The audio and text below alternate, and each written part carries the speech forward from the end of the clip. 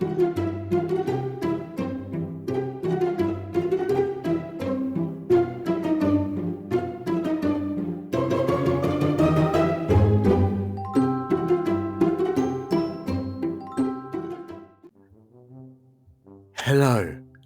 everybody.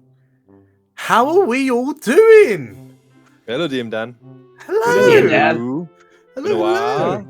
Yes, it has been a while. We are back with a slew of beautiful new faces. How are we all doing? And Anton. Me? Yeah. Oh. New faces, new beautiful faces, and Anton. Right. Yes. Welcome. Welcome to the one Hello. shot. What are we playing tonight, DM Dan? One shot. One shot. We are playing a beautifully whimsical little game called Goblin Quest. A fantastic game by Grant Howitt. It's been out for quite a while.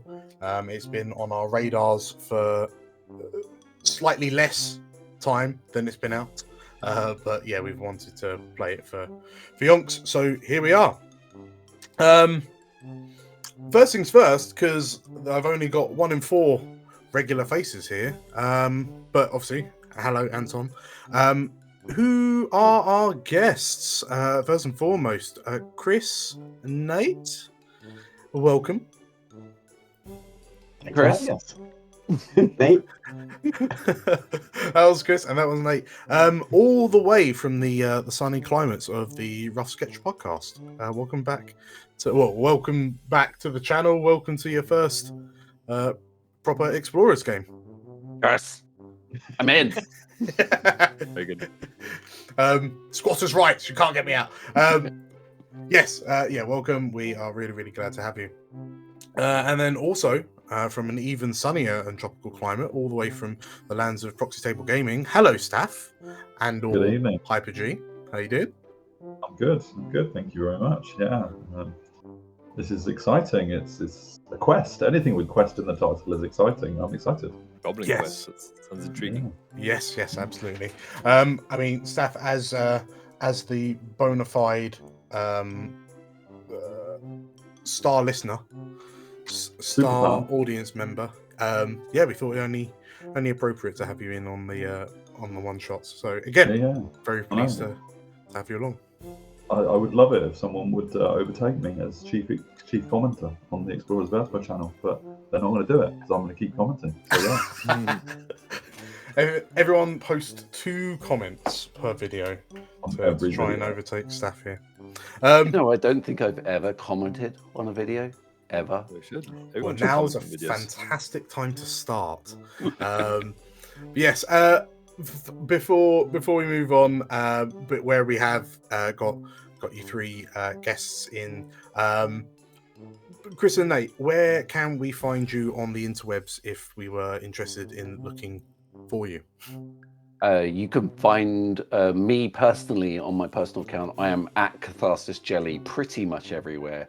I'm starting new accounts when Twitter burns to the ground. If Twitter burns to the ground. I'm still at Catharsis Jelly. Or you can look for Rough Sketch Podcast, which is roughsketch.online. And we have links to Twitter and so on and so forth. And I'll let Nate do the rest. So again, you can also find me at Rough Sketch Podcast, and also you can find me at NJ Adam Art, and that's pretty much the same everywhere as well. Beautiful. And Mr. Hyper G, where can we find you lurking about on the internet? You would find me along with Lucky Sixes at the Proxy Table Gaming YouTube channel. He does a lot of the social medias, so I'm going to read off where else you can find him and me. So on Twitter it is Lucky Sixes PTG. Instagram you can find PTG Gobbo, and then on the 9th forum we're everywhere. So yeah. Beautiful. And yes, you can find us right here. And if you haven't already subscribed, then smack the like button, smack the subscribe button, because this is the second of 8 one-shots in our little one-shot window. Gonna be busy then. It's gonna be a busy time, and I don't want any of you to miss out on it. So, without further ado, who wants to go on a Goblin Quest? Yeah. Yeah. So, what is Oh, Goblin Quest? Are we Um, questing for goblins? Are we trying to find them? yeah. You Lost the that goblins. that may accidentally end up being the the quest, but no. You are all the collective psyches and the hive mind networks of your own respective goblin clutches, because in this weird and wonderful fantasy world where there's a large war camp that is run by evil wizards with an army of large and brutish orcs, slimy and bureaucratic hobgoblins, sneaky and bloodthirsty bugbears, all opposed to the armies of good with all the nambly-pamblies like the humans and the elves and the dwarves. Rubbish, yeah. As dictated by fate, every week the armies of evil have to trample into the lands of good and go to war. But to fight a war, you need soldiers, and this is where the goblins come in. The goblins are spawned from the goblin pits in the center of the camp, inexplicably in groups of 5. And the goblins are spawning all the time, and they accompany the orcs and bugbears and wizards to war. And when the war's finished, everyone comes home except the goblins, and the cycle begins anew. So Goblins don't come back. yes, for one reason or another, the goblins don't come back. However, we find your respective goblin clutches having slipped through the cracks in the hobgoblin bureaucracy of the war camp, and you find yourselves spawned into the world, supposedly with the purpose of going to war, but you've been missed, and the goblins have left, and you find yourselves purposeless. So, as all good goblin clutches would do, you have banded together in order to take on a goblin quest to give yourselves. You will forge your own purpose for tonight, for this one shot. So, as I've said multiple times now, you are your respective goblin clutches. So we'll go around the houses, starting with Anton. What is the? Tell me about your goblin clutch. What is their honorific title? What is their surname? They're called the Fellowship of the Avengers. Good.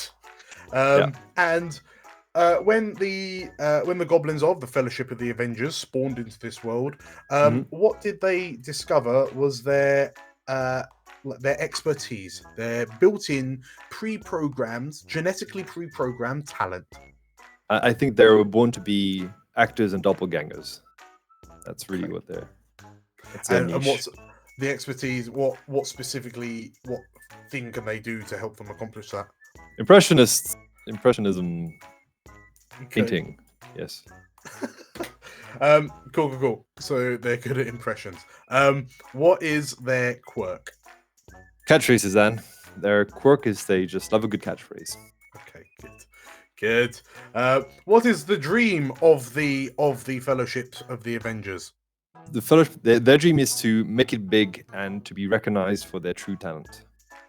Okay, and to help them accomplish this, what is their generational, like ancestral heirloom that's passed from goblin to goblin? They have one ring to rule them all, which may just be a washer, or a Cheerio, or a Fruity Loop, or a very small donut. But they have one ring to rule them all. Yeah. Brilliant. And what is the first name? What is the name of your first goblin? Gilbo Gabbings. Of course it is. Okay.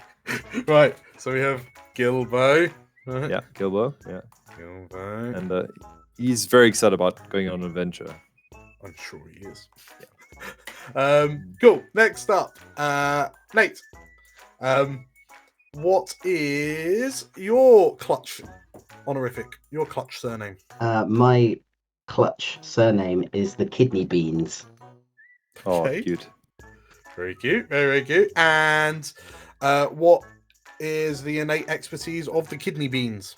Their expertise is causing distractions, but it might also lead to them being distracted, which is then also causing a distraction. Very good.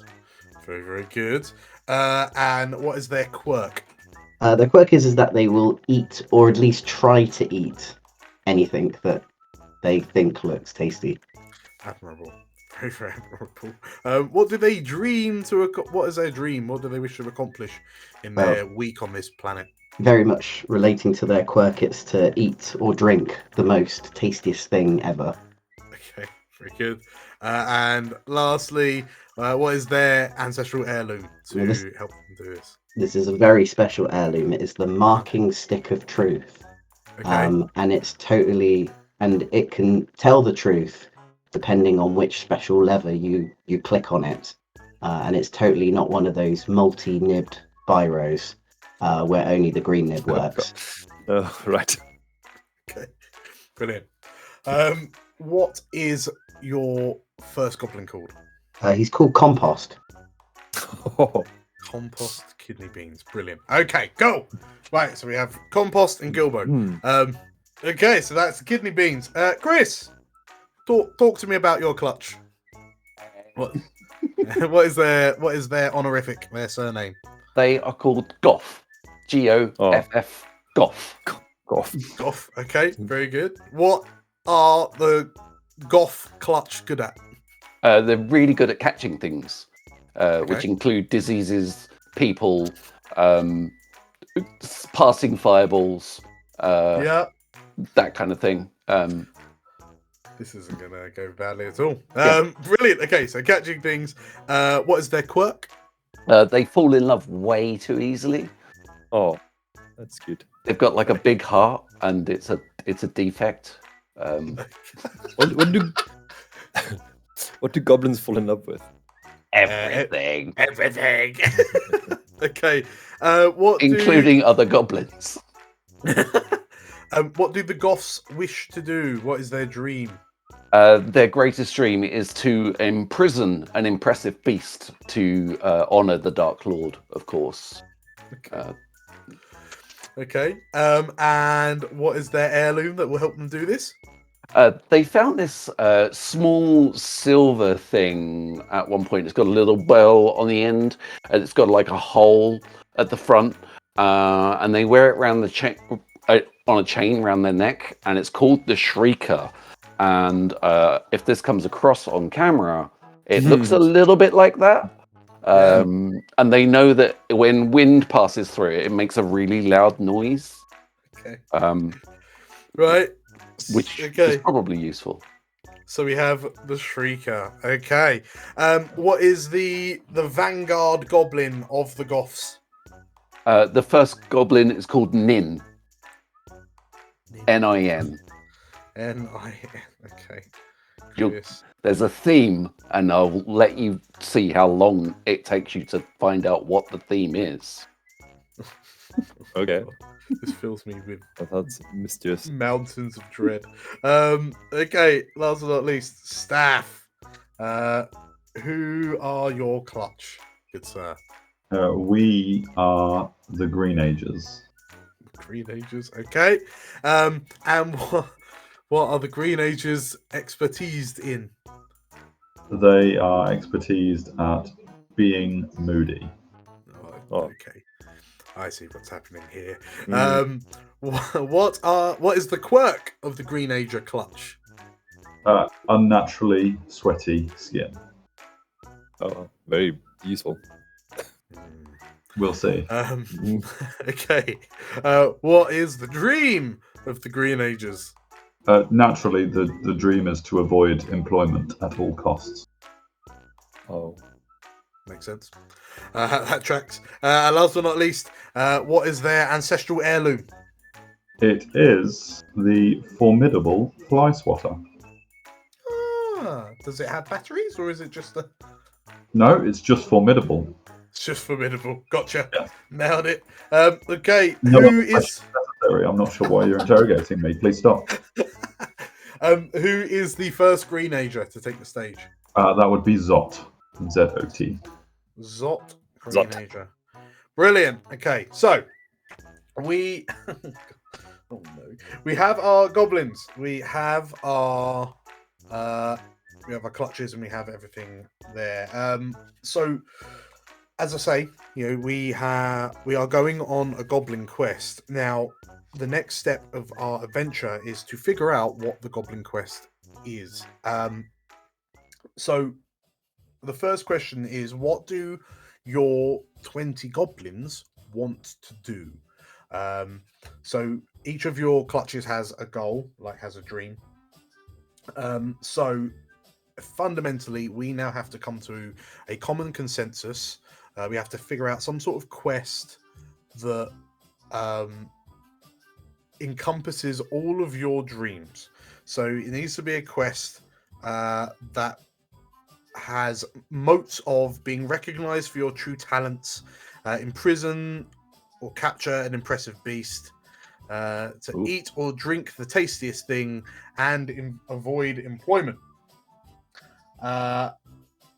So where do we want to go with this? We need to go find the tastiest beast and not be employed whilst doing it. So what would be the tastiest beast? I don't know. We can't do it for anyone else. We have to do it for ourselves. Yeah. Try and that would be quite impressive. So I think we need to find the tastiest beast, which would obviously be a. I've heard a rumor that out there somewhere there's a beast that's really evil, and it lays these white things that you can eat. Oh, that would be good. I like it. I like the idea. But no, I don't know what it is. I don't know why it exists. Well, eggs are tasty. Yeah. Well, we need to find the biggest eggs, really. Please bear in mind that at this current point in time, the Fellowship of the Avengers, the Goths, the Kidney Beans, and the Greenagers are at most an hour old. Yeah. So whatever these white things that come out the back end of the beast are, no clue what they are. Bear that in mind. But they're tasty, right? You've heard they're tasty. So we've been told. Right. So we're gonna go find the tasty thing. Okay. Right. So we're gonna look for so you're gonna track down this beast that layeth the tasty stones. Yes. And that will be very impressive. There you go. And we won't be employed whilst doing it. And maybe they produce them in clutches, so there could be enough for one each. I don't know.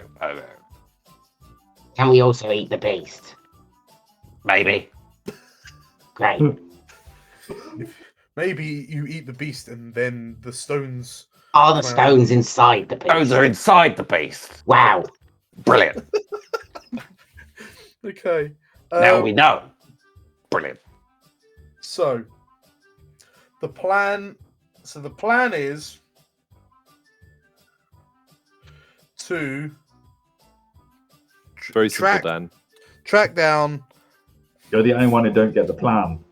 Dan, we're gonna go find the tasty eggs. That's what we're gonna go do. I've got to write this down. So we're gonna track down the beast. Where do eggs come from?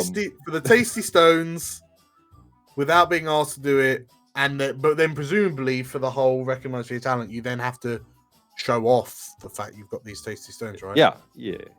Right, so you've got to tell everyone how tasty they is. So you're gonna have to return, presumably, to the camp to show off. Yeah, I think so. Yeah, the tasty rocks. And then you basically become like a VIP. You're famous. You have the egg. Right. Okay. We can show the Dark Lord, and the Dark Lord might, promote us. Exactly. Okay. Yeah. Brilliant. Right, we have a quest. Okay, so next question: what materials do you need to do it? And we have to break this down into a three-stage plan. So, what materials do you need to acquire to go on your quest to find the mystical beast that lays the tasty eggs that you're going to abscond with and return back to the camp to show off to get prestige without being asked to do it. When I say what materials, for example, if you wanted to go to war, you'd need armor, weapons, and transport. If you wanted to throw a fancy party, you'd need cake, jelly, and hats. So, what Need bait, right? bait? Oh, Bait's God. good. Need A rocks. cage. A net. Cage. A Net net. would be good. And Net a would be good. fort. And a- Prodder. yeah, a prodder. Prodder. Yes. Prodder. A prodder. Yes. Okay. Big Fork for prodder. eating. Plate. Big. I don't know. Would prodder. goblins be particularly polite to put their food on a plate? I don't think so. Right. So we're talking nets. Bucket. We're talking prodders. A Talking bucket. buckets. We're Bait. talking bait. Do Yeah. we know what sort of bait? No, we don't. I'm gonna try all the baits. Okay, so Go looking We up all know- the smelly things. That's bait. I guess we know what we think we want to get. Where could we get it from? Where the scary cave. Where do you reckon the goblins might be able to find nets, prodders, buckets, bait, cages? I probably have to go to the human place. Yeah. I've heard the Dark Lord's personal assistant has some nets, and they wear them on their legs. Yeah. Apparently, they keep like these animals in them from time to time, as well as their legs. They're like wet, weird animals with fins. Are we happy to if we had nets that were taken from the Dark Lord's Personal assistant. personal assistants? Yeah, we happy? Do we reckon we can get away with those nets? They'll be good. Of course we can. Yeah, of course we can. Right. Why wouldn't we? Personal assistants. I Right. have no idea okay. what's happening next, by the way. I don't know what we're setting us up to. This is the beauty of the Goblin Quest. Right. Okay. So let's see. we know Planning. we know what we need. We know where to get them. So let's break this down into 3 stages.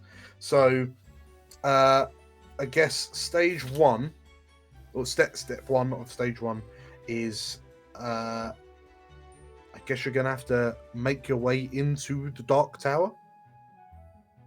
Sounds good. Yeah. Okay. So But there, Enter- that's easy. We enter can the use Dark- these cracks that you were talking about earlier that we slipped through. Yes. Enter the Dark Tower. We then need to find a personal assistant. The personal assistant.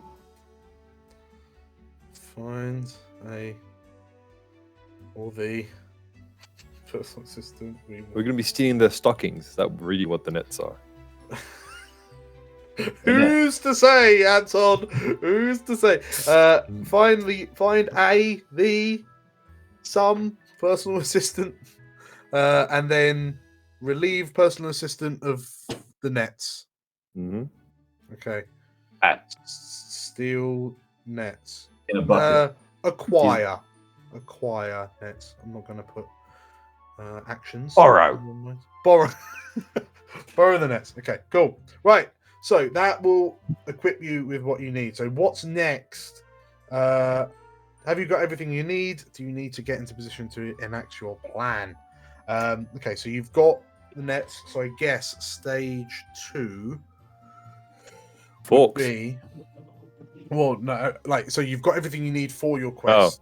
So I guess now you need to find the beast. Yeah, find it. Is there any kind of like pre-prep that you need to do before? Yeah, so I guess find the beast. Well, do you even know what you're looking for?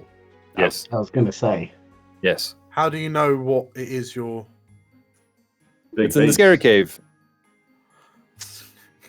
But like, so but surely you'll have to ask around to find Yeah. out. Like, where the We can- scary cave is, what the thing looks like when you find it. We can Sure. ask the personal assistant. Can we have Um, these? And we've heard about a beast. Can you tell us what it is? Okay. Well, okay. So figure out. They're supposed to assist, right? Exactly. Of course. Otherwise, they're not doing their job. Of course. And we're not doing our job. No one should have a job. Oh, This ain't our job. we have to stand employed, remember. So we need to identify the mystery beast. I guess then you have to find out where it lives. Yes. Yeah. Remember to take the bait. Lives. Yeah. And then Although the bait might just be one of us, actually. I know 4 goblins that have a good aroma. Lure it. I guess once you find out where it lives, I guess you then need to get there, Yeah. arrive at place. Okay. Cool. Okay, so you've arrived at the place. Next step, how are you actually going to do it? The stage is set, the goblins have everything they need. It's time to make a mark. So you hopefully at this point, on the chalkboard with your plannings drawn out on it, you've flawlessly identified the beast. You flawlessly found out where it lives, and you flawlessly arrived at its lair. What I guess the third phase is the getting of the tasty rocks. Yeah. Yeah, trap it, and stab it. Prod Steal it. the eggs. Trap it. Prod it. Cut Eggs. it open. Rocks fall out. Eat 'em. Right. So I'm gonna say This creature is either a chicken or a dragon. So somewhere between. subdue the beast. We don't know. We don't know. Right. So we're gonna subdue the beast. We're going to retreat. The second step is to retrieve the tasty stones, Yeah, run away. and then You seem very mystified by this plan, Dan. This is all very simple, Return basic stuff. return to camp. Get If the famous. plan don't work, it's because you didn't follow the plan. Exactly. Eat Okay. rocks.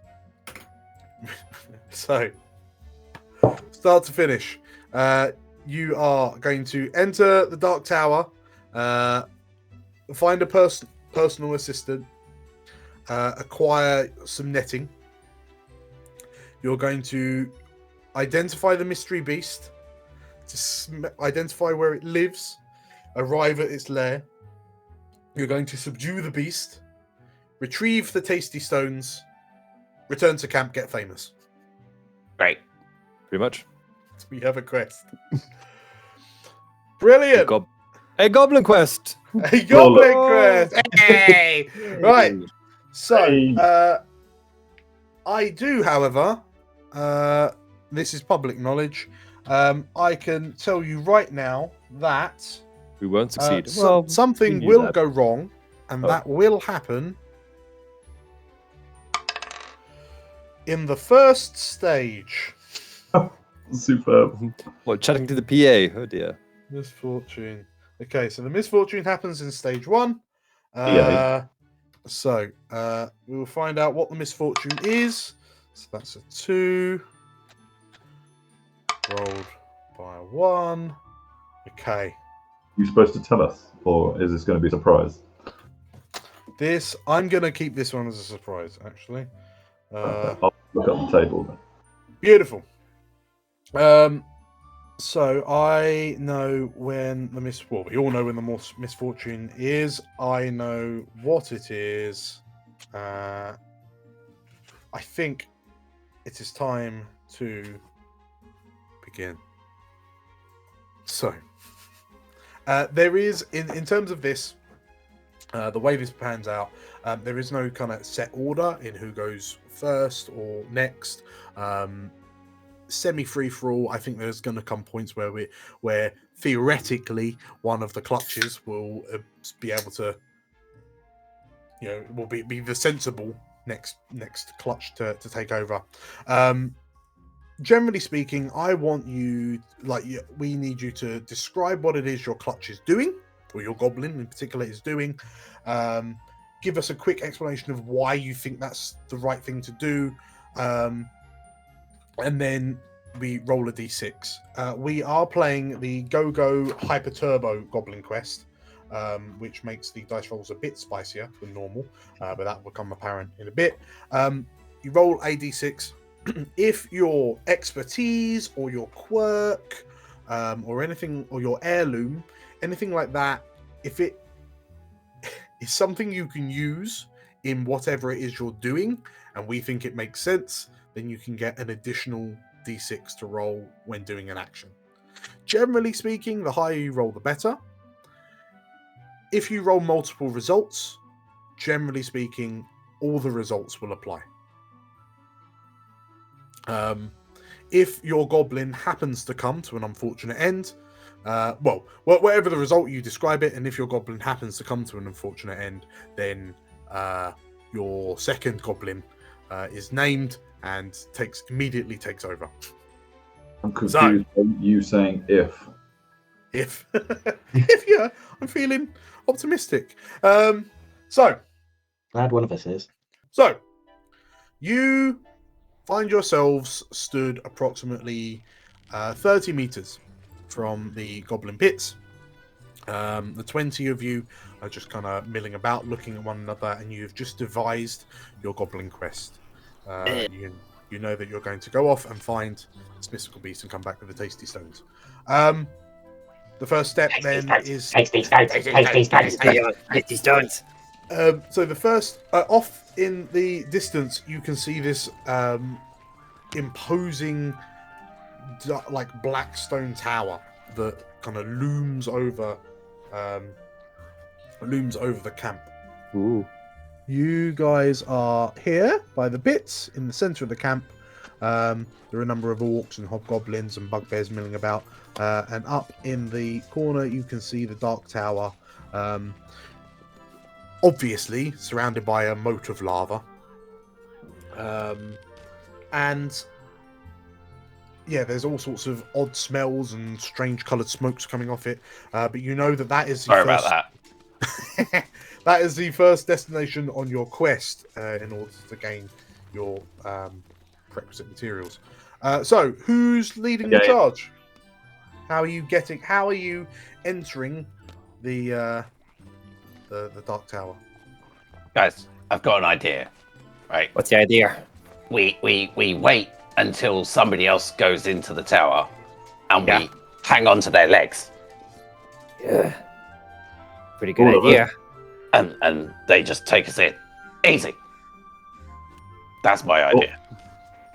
How about we get a big bit of black cloth, we get on each other's shoulders, and then we pretend to be the Dark Lord, and we go, "Hello, I'm the Dark Lord. Give me your nets." I like that plan. Or 2 Dark Lords. Too many Dark Lords. 4 Dark Lords. Better than 4 1. tiny Dark Lords. Big Dark Lords. The other idea I had was to use the trebuchet. The what? The flingy. The flingy? Oh, the flingy, you should have said so. Yeah, the flingy. We sit in the flingy, we activate the flingy, and the flingy flings. No, listen, use the flingy as the Dark Lord. Dress as the Dark Lord, get in the flingy, grab onto someone's legs, go in. It's perfect. Okay. Okay, with that onslaught of ideas, who's gonna be brave enough to be the one that pulls the trigger? Who's gonna do the thing? Who's gonna roll the dice? Right. So my goblins are very good at impressionism, like being doppelganger, which I think must include costumes, right? Yeah. So we can disguise ourselves really, really well as a Dark Lord. I know how to do it. Okay. So. Cosplay. Okay. Kind of cosplay. Right. Okay. So, if we're going down this line of thinking, Anton, if I could have Gilbo Gabbins of the Fellowship of the Avengers, you managed to kind of acquire some black cloth, and are you going as one Dark Lord, as two half-sized Dark Lords, as 4/4 Dark Lords? I think the way it goes is like 5 goblins for the torso, like two and a half for the arms, right? And then like 2 for the head, and then a bunch of them like for the rest. So there's maybe 20 goblins in this cost. Oh, okay. So we're just gonna Dark Lord is big. Make one. Crab all 20 goblins in. Right. Okay. Yeah. So Just crawling all over the base. Yeah. with Gilbo Gabbins. Okay. So you all. We ain't being the legs. You all crab in. You throw over the shawl, and Gilbo, it's your head that's popping up through the hood. Right. And as you approach, right. Yep. you approach the trebuchet, but for some in the camp, Flingy. that for some reason the flingy. Sorry, Flingy. as you approach the flingy, that for some reason is pointing at the Dark Tower. One of as you approach this huge, lumbering kind of grey, warty-skinned creature with a almost pig-like face and a big, heavy iron nose ring with 3 other nose rings hanging off that nose ring, like a key ring kind of thing, looks to you up and down and, "Well, what are you?" says this orc. I'm the Dark Lord. "You look a bit short for the Dark Lord," says this orc. What do you mean? I'm taller than you. Don't speak to me like that. I'm the Dark Lord. Okay, Anton, if you can roll me. So it's a standard D6. You're using impressions of your Dark Lord. Yes. I don't know if there are any catchphrases that you can use because you're only an hour old, and I don't think we know the. Begone! I don't want any visitors. We can't use the one Fruity Loop to rule them all. Okay, so that's 2 things. Roll me 2 Oh D6. wait, hold on. Wait, I can use the Fruity Loops. Ow! It makes us invisible, Dan. I have a plan. We put on the Fruity Loop, As long as no one's watching, it makes us invisible. and then it makes us invisible. At least Right. that's what my bunch of 5 goblins thinks. Is that when you put on the Fruity Loop, it makes you invisible. Sure. Our goblins put our hands over our eyes so that we think we're invisible. Oh, look! Don't look! Don't look! I'm invisible. Okay. And that is a catchphrase of the Dark Lord. Don't look, I'm invisible. You know what? Okay. All right. Well, you can have it then. Roll 3d6. Okay. Let's see. Did it work? It worked. Okay. Huh? A 4, a 5, and a 1. So we'll go from top to bottom, highest to lowest. So as you approach this orc and you convince him that, well, you attempt to convince him that you're the Dark Lord. You successfully manage to use one of his catchphrases whilst doing an impression of him. Victory! The orc looks to you and, I'm sorry, my lord, he says, and he kind of bows his head and kind of bangs a We just fist to his walk chest. past him because we're invisible, right? So We're we invisible, right? and we're like, Change your plan. Don't look. Just go Don't in look! the We're tower. invisible. Change your You. plan. It's a victory. It's something good and death. Yeah. So, oh, sorry, what? so in doing this, Gilbo Gabbins has successfully convinced the orc, set something in motion that is good for the next goblin to roll, but has also died. So, Anton, if you could describe to me how this transpires. So somebody needs to pull the lever for the trebuchet. Uh-huh. So Bilbo jumps off the trebuchet, off the The thingy, the scoop. I'll go pull the lever. You stay here. And then once I've pulled it, I'll join back on. Wait, give him a minute. and then he'll obviously try and push the lever, and it doesn't budge. So he'll try jumping on it, and it does budge, and then it flings back and squishes him. Okay. Right. And the other goblins get propulsed. Right, so that's one victory, and Gilbo Gabbins is crushed by the knockback from the flingy. So with that, we say goodbye to Gilbo, and Anton will need a name for your second goblin, please. Tony Starch, who likes potatoes, and once did a marathon eating contest of potatoes, which is why he's called the Iron Man. Good. Okay. So, as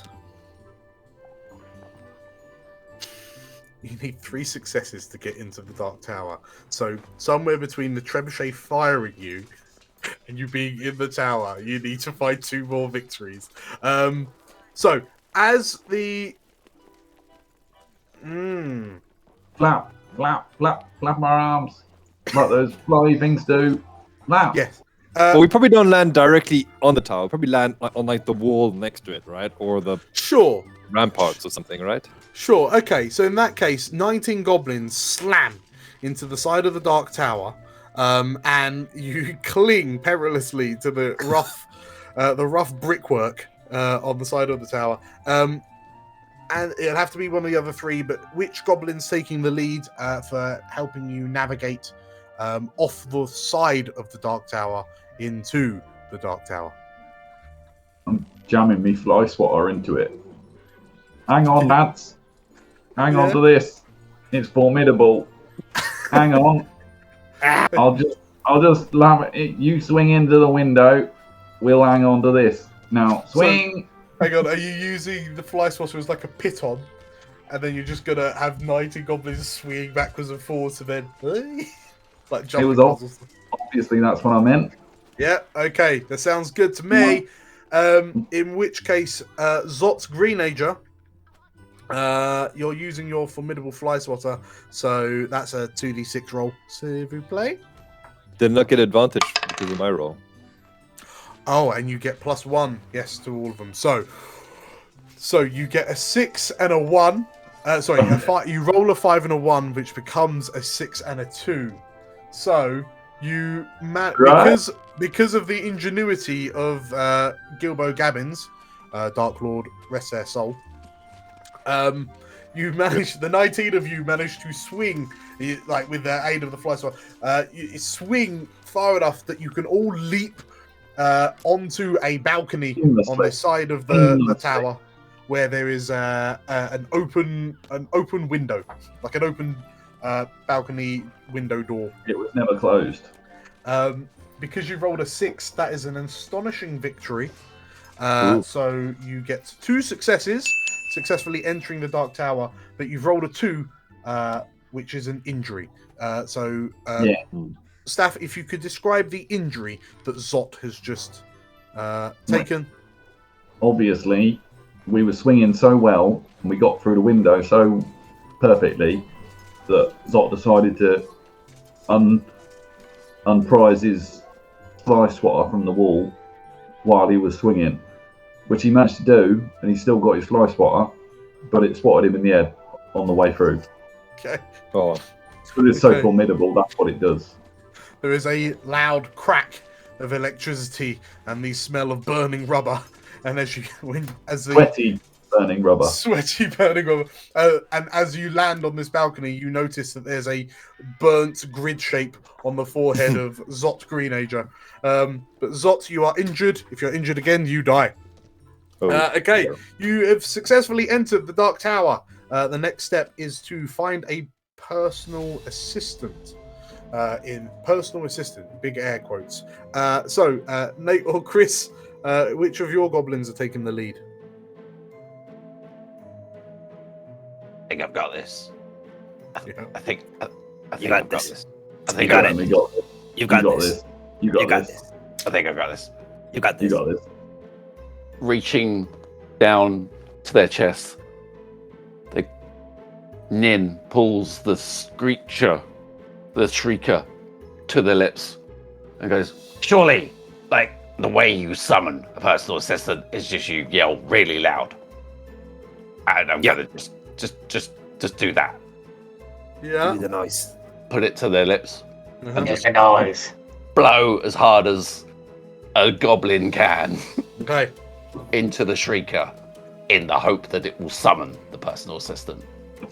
I really want this to fail because I want you to tell us how that could go wrong.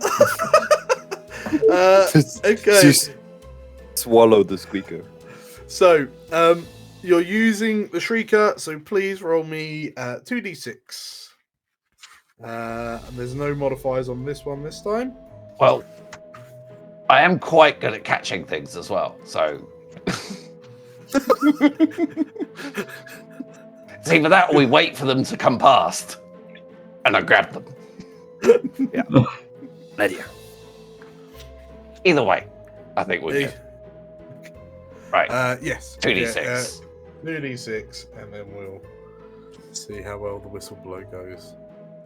Yes. Double 6!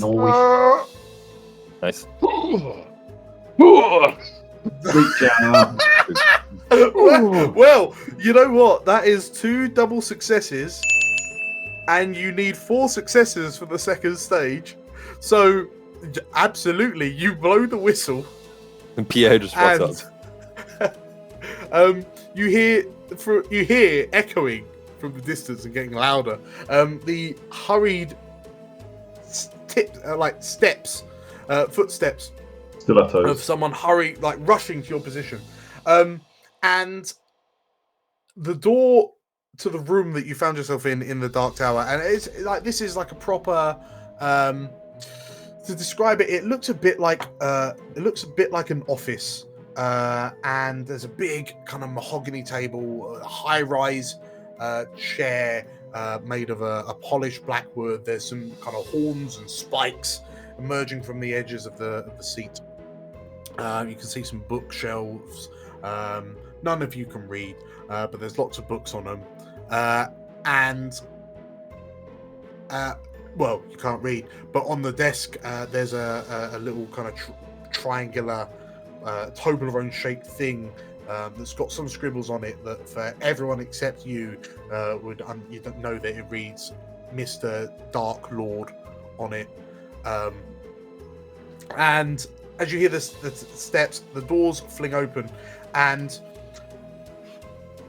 a out of breath hobgoblin bursts into the room, and this orange-skinned creature with very small black eyes and a mouth that seems far too large for its face, And instantly falls in love. Okay, so as this creature runs in, and like wearing a tuxedo, like a waistcoat, a red cravat, and Fishnets. and a set of fishnets that are about 3 sizes too small. This hobgoblin bursts in, and because I suppose you're all still dressed up as this now slightly shorter Dark Lord. And the hobgoblin looks at you. You called, my lord. So you successfully summoned the hobgoblin. Step 3 is to acquire that you notice around the legs of this hobgoblin is the fishnets. They're tight enough that it looks like a tightly wrapped Sunday ham. And Still in love. This is still brilliant. in love. I'm still in like, love. this is the best thing. Still enough. Ever. Compost is just hungry.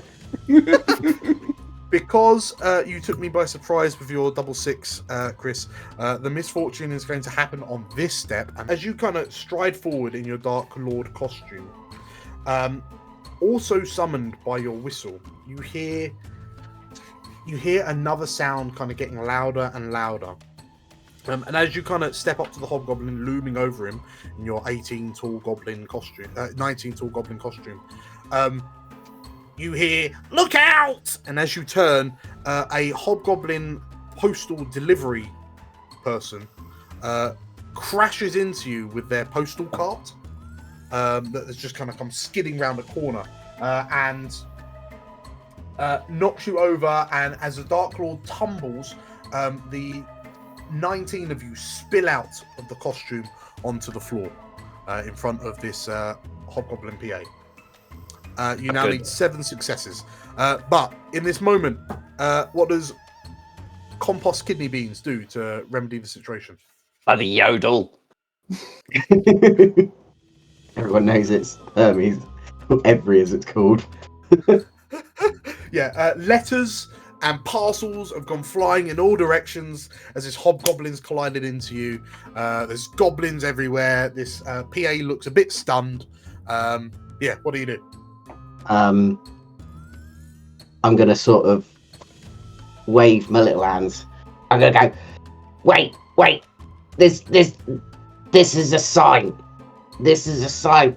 The Dark Lord told me to tell you to take a letter, and the Dark Lord told me to tell you what the letter was. Okay. All right. Right. But I can't write, so you gotta write it down. Okay. Right. Right. Okay. And I'm just sort of telling everyone, go, get them. Are you being a distraction? Yes, I'm being a distraction. You're being a distraction. Okay. Right, Nate. If I could have 2d6 as you distract the hobgoblin, who's a bit dazed and confused as you've both been hit by a errant postal cart. 5 and 5. That is 2 successes. No, Okay. Nailed it. So as you say this, the hobgoblin personal assistant say is a bit dazed and confused, and you manage to distract the hobgoblin for long enough that the Dark Lord manages to reassemble itself behind you. Good job. Well done. Fundamentally negating the misfortune. Okay, so and as the I ain't taking hobgoblin, no letter to no one. as the hobgoblin kind of looks up to you in a daze, and I'm sorry, what? You manage to like slip under the robe into the leg, and you all you've reformed the Dark Lord. So congratulations. Next up, this hobgoblin looks to you, and this PA looks to you, and write a letter. What do you mean? You've got to write a very important letter. Yes. Right. So the hobgoblin kind of goes in, like follows you into the study, pulls out this parchment and a quill, and as the hobgoblin looks to you to ask for what's on this letter, who's continuing on this plan of acquiring this PA's fishnets? I think one of us needs to like hit this person because we need to steal their knickers. We'll see if you can find something to cut them off. Yeah. Yeah. Well, so is it? What? Yeah, swat them on the head. That's a good idea. Both of them. Who? We don't care about the So postal. the postal hobgoblin is kind of outside. You've closed the door on them. They're just kind of picking up all of the Yeah. parcels and letters. Actually, one letter gets handed in. Thank you. One Amazon delivery gets handed over before the hobgoblin kind of goes trundling down the corridor again. But yes, so it's just you and the PA. Are you gonna Are you gonna cudgel them with this fly swatter? Oh, Yeah. Yeah. Swatter. Okay. So as this hobgoblin's kind of leant over, writing whatever it is that Compost is dictating, Zot lifts the formidable fly swatter and like the arm just With the arm formed of like 3 or 4 goblins. Goes, yes. So Steph, if I could have a 2d6 roll, please. Gladly. Uh-oh. A 2 and a 3. Right. So I'm going to die from Oh, swatting. can we have +1 this time? Or was that not? We don't know. Is it So four ones, is a it? 2 and a 3 is something bad happens. So the next goblin to roll will roll with -1. And also, Zot suffers another injury, which will therefore kill him. Oh, Kill God. them. So, Staff, describe to me how this pans out. How the use of the formidable fly swatter endangers the next goblin and kills you. So the series of goblins that are going to swap the PA, they go to hit her, but they choose to hit her on the elbow instead of the noggin, which means that actually instead of swatting her on the head and knocking her out, we just sort of swat her a little bit, and it gets a funny bone, and it sort of slingshots back into Zot's face, and he's swatted for the second time in as many minutes, and that is the end of Zot. But she is swatted, so just not very successfully. Right, okay. So as you gently graze the PA's elbow with this fly swatter, and as a reaction to "Gah!" You take the fly swatter back to the face. There's a loud crack of electricity. Zot is no more. Zot just kind of falls out the end of this wizard sleeve, and the hobgoblin, the PA turns and what was that? They say as they look to you. So, Staff, what's your next goblin called? Lemon. Lemon Green Agent. Okay. So, as Zot shuffles off this mortal coil, who wants to address the hobgoblin that's just been grazed on the shoulder with a fly swatter? I think Tony Starch is just going to strangle the PA. You woke up this morning and chose violence, did you? Oh, we're goblins! What else are we going to do? What else are we going to do? You were born this morning and chose violence. Are they goblins? We need the net. How else are we going to get the net? As this hobgoblin looks up to you, a bit confused and concerned about that tickle on the funny bone, the other arm launches out and goes to strangle the VA. I don't think anything Nope. from your clutch helps you here. Nope, nothing else. A straight D6, please. Oh god, D6 only. Something bad as well. Is it a -1 as And well? it's a -1 to this roll. I've seen the Dark Lord do this. He just aims for the throat and thinks about strangling someone, and then they automatically get strangled. Tony Stark goes. You got to think about it real hard. Here you go. Hey, a 5. Supreme Okay. success. Tony Stark a did 6 it with his. A 6 drops his- down to it. Yeah. I do. Okay, so as the left arm comes up and just a little tiny goblin hand does a little quiver, the hobgoblin PA, for some unbeknownst reason, just lifts a couple of inches off the floor, clutches at their throat, and then drops unmoving to the ground. That is dying sweat. yes. That's 1 success. Okay, so the hobgoblin is now incapacitated. You're not out of the woods yet.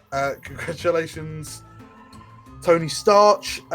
Thank you. Chris, how are you picking up? Well, now they're down. Obviously, they need catching. Because I need to catch the nets. The nets need catching. Yeah. Yeah. That's fair. Obvious. It's Obvious. It's very obvious. Okay, so you're going to catch the falling hobgoblin by the nets. Just hang on to them and just kind of just use my body weight, my significant amount of body weight, tiny amount of body weight to try and pull them down. So you're using your physical weight to pull the tights off as the hobgoblin tumbles. Okay, I think the PA tumbled out of a window, right? That's really what happened. And so you gotta catch the tights, otherwise they're gonna fall out. No, of course, that sounds I'm good. in love, so I'm like, no, my love.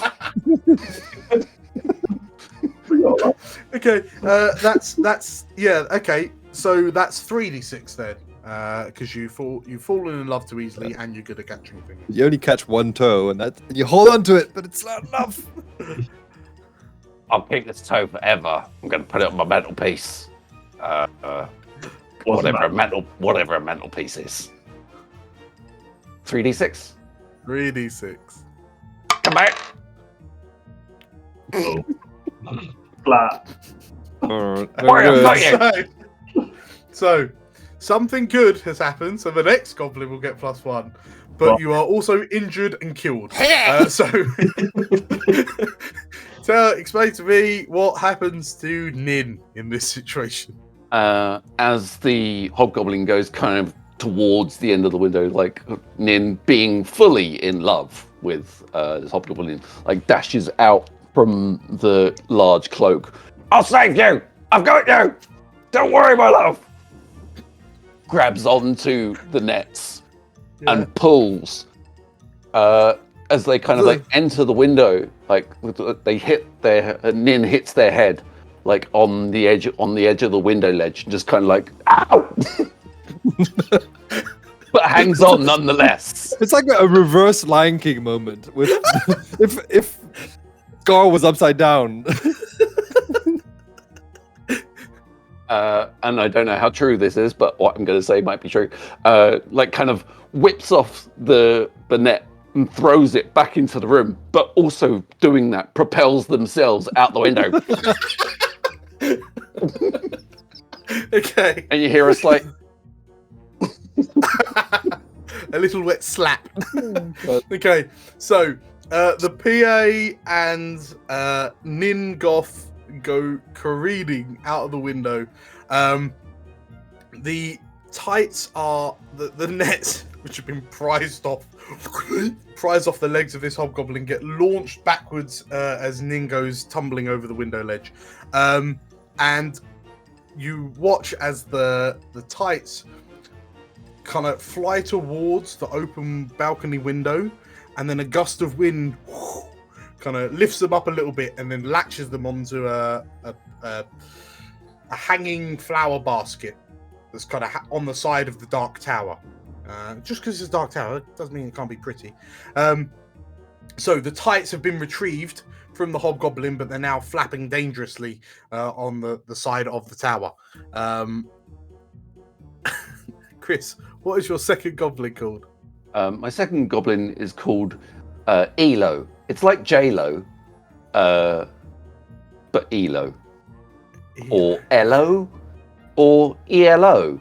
You choose. Gotcha. Okay. Everyone's probably back use all three before it's too late. Exactly. Yes. Okay, everyone is back in the running. The tights are hanging from a hanging flower basket. Who's going to try and retrieve him? I'm pretty sure it should be Elo if he's good at catching. Maybe he went off to try and catch Nin. Yeah.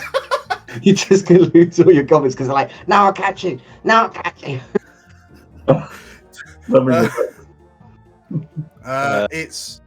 I mean, if Elo wants to step forward, and maybe the nets will blow off this hanging guard, and Elo we still have more things to catch. We need forks and bait.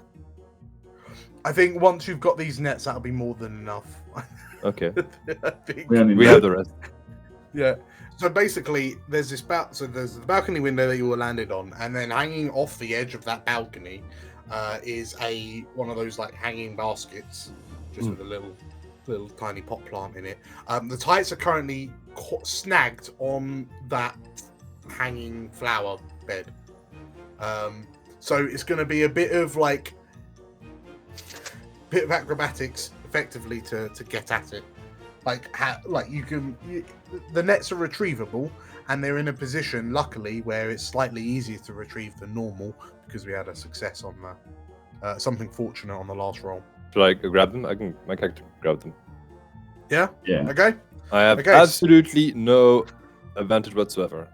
Okay, so Tony Starch, like as you climb up onto the balcony, reach out to grab the flower, the nets off the flower pot. Yeah. Let's So go D6. for it. Ah! Crit again! Tony Starch is so powerful. Clearly the best goblin for the job. Yeah. He is. You normally get 2 7. successes from a 6, but a 7, I'm gonna say, means 3. Wow. Oh! Okay. That does mean that if you roll a 1 on when you've got a -1, I'm gonna kill 2 goblins. Yours and someone else's at random. Whoever's got the most goblins. Yes. Okay. So I think what the ring does is it actually gives you several powers. So there's invisibility, but there's also flying. And so Tony Starch leaps forward and goes, I can fly! And there's full goblins underneath him just pushing him forward. But he's horizontal, so like this, and he goes, he flies out the window and flies back in really fast. That was how he retrieved the net, was through the power of flight. I see. Grant him to him by the ring. It works, to be fair. Okay, so Tony Starch has acquired the nets using the power of flight from the one Fruity Loop to rule them all. Who's stepping up to help you get out of the tower? And then this will be it. You've got what you came for. Now you've got to leave without getting killed. Hammond just holds out a piece of asparagus and waves it at the other goblins. This is how we get out. How? Okay, you know asparagus and waves it at all of them. Okay. Expecting them to know how that gets out. Is the asparagus Lemon's defining feature? Yes. How did you get? Right. Lemon, roll me 2d6 because you can actually use your defining feature. Oh, can I? To boost your roll. I just found out. Yeah. I didn't use my defining feature. So each goblin has a defining feature and that gives you a d6, right? Right. What do you get? What do you roll? Oh, nice. A 3 and a 6. Okay, so something bad happens, but it's also an astonishing victory. So, Staff, describe to me how this asparagus helps you escape the Dark Tower. Compost eats it. So, he waves the asparagus around, which he's very proud of. Yeah.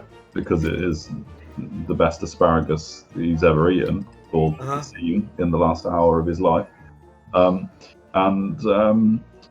by some strange thing, the floor opens up and they all fall to the bottom floor.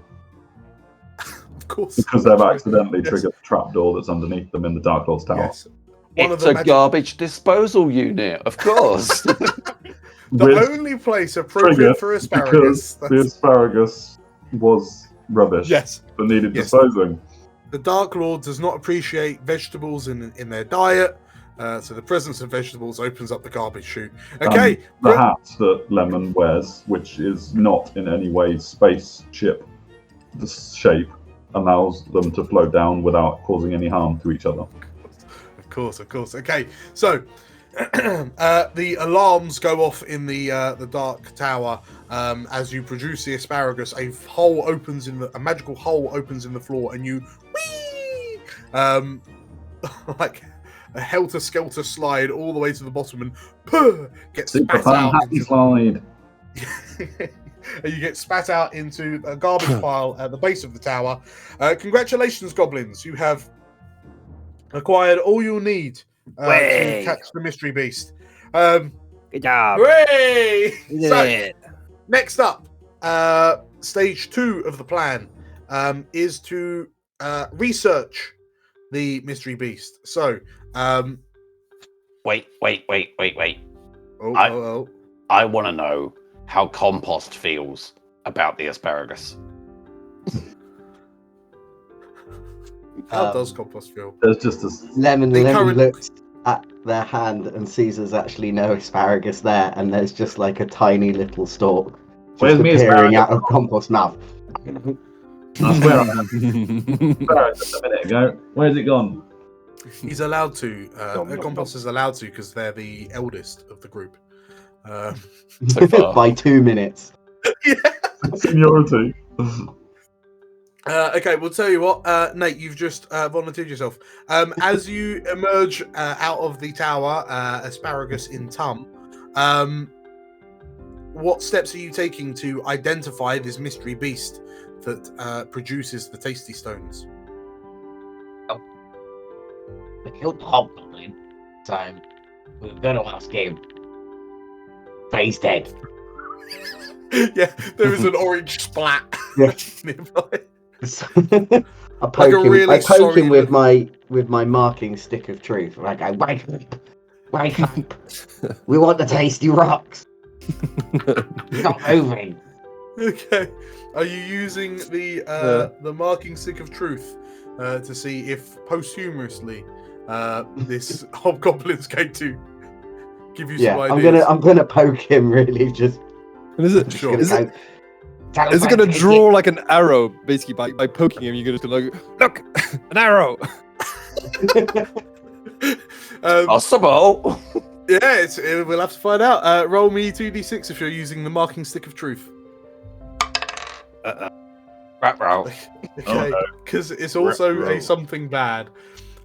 So a 3 and a 1 becomes an injury to Compost, and also instant death to Compost, as well as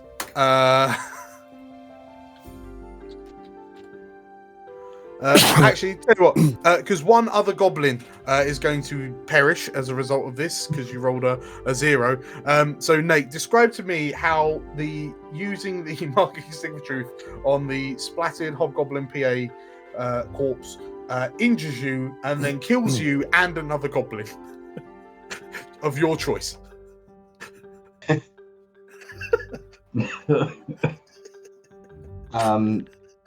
So my thinking is that from just poking so hard with the marking stick of truth, there is some sort of trigger that goes off on the hobgoblin's jacket. I'd like to think that he has like a selection of quills that he has on his belt. This flings off, and a quill goes straight through Compost's eye and straight through the goblin that was behind him as well. It just goes. Toom! Okay, Nate, I'm going to let you choose whether the goblin immediately behind you was Tony Starch, ELO, or LO, or Lemon.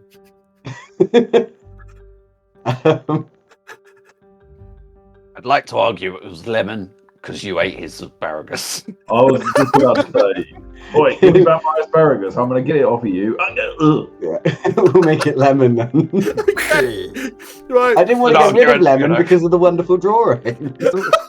Considering the bugbear have like spring-loaded quills. To be fair, Lemon had used his asparagus and his fake helmet already, so he's pretty much out of ideas now. Does his hat turn into a little unhappy face? Can do, yeah.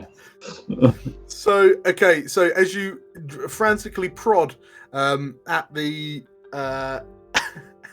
hobgoblin corpse, yes, the booby trap quill bomb that he had the Amazon parcel that evidently came out with you turns out to be a bomb sent for the Dark Lord. That detonates, firing quills in all directions.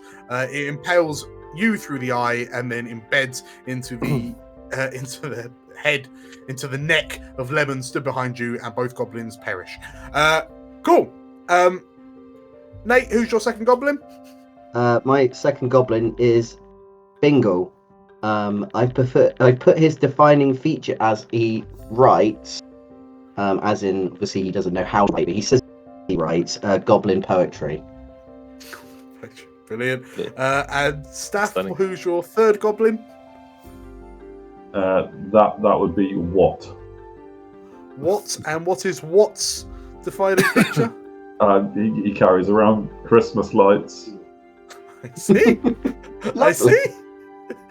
Okay, That would so have been useful in so many of the occasions that we've already gone past, like climbing up a tower maybe, or hooking the nets off of a hanging basket. But he wasn't obviously paying attention. So he really wasn't. now you're up.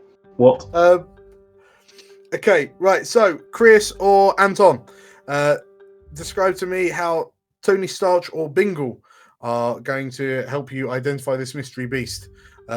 Because you just watched one goblin poke a goblin puddle so hard they exploded.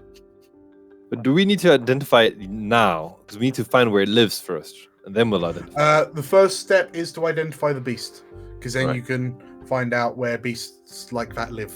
Oh, wait, hold on. Did Nate tell us which direction we need to go into? Or is there no success there? No, there's just there's a crater where there's a quill-covered crater. Injury and double death. So we probably didn't learn lots from that. No, you did not. No. Where can we In identify? fact, as you look upon the carnage, a bit of the lava moat spits over the edge and just incinerates what's left of those 3 goblins.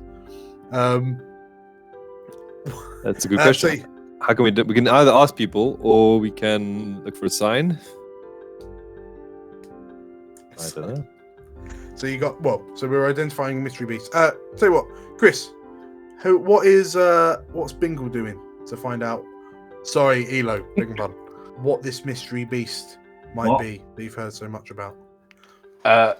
Elo has obviously, as you can see, a patch over one eye, and then one goat eye, because that just happens. But is gonna under the patch, gonna open the patch, and under there's nothing. There's just like a dead socket. But Elo believes that he can see magically. Yes. So I like it. he's going to try and conjure up a vision Okay. of a beast that might lay tasty stones. Using no advantages whatsoever, but that doesn't matter.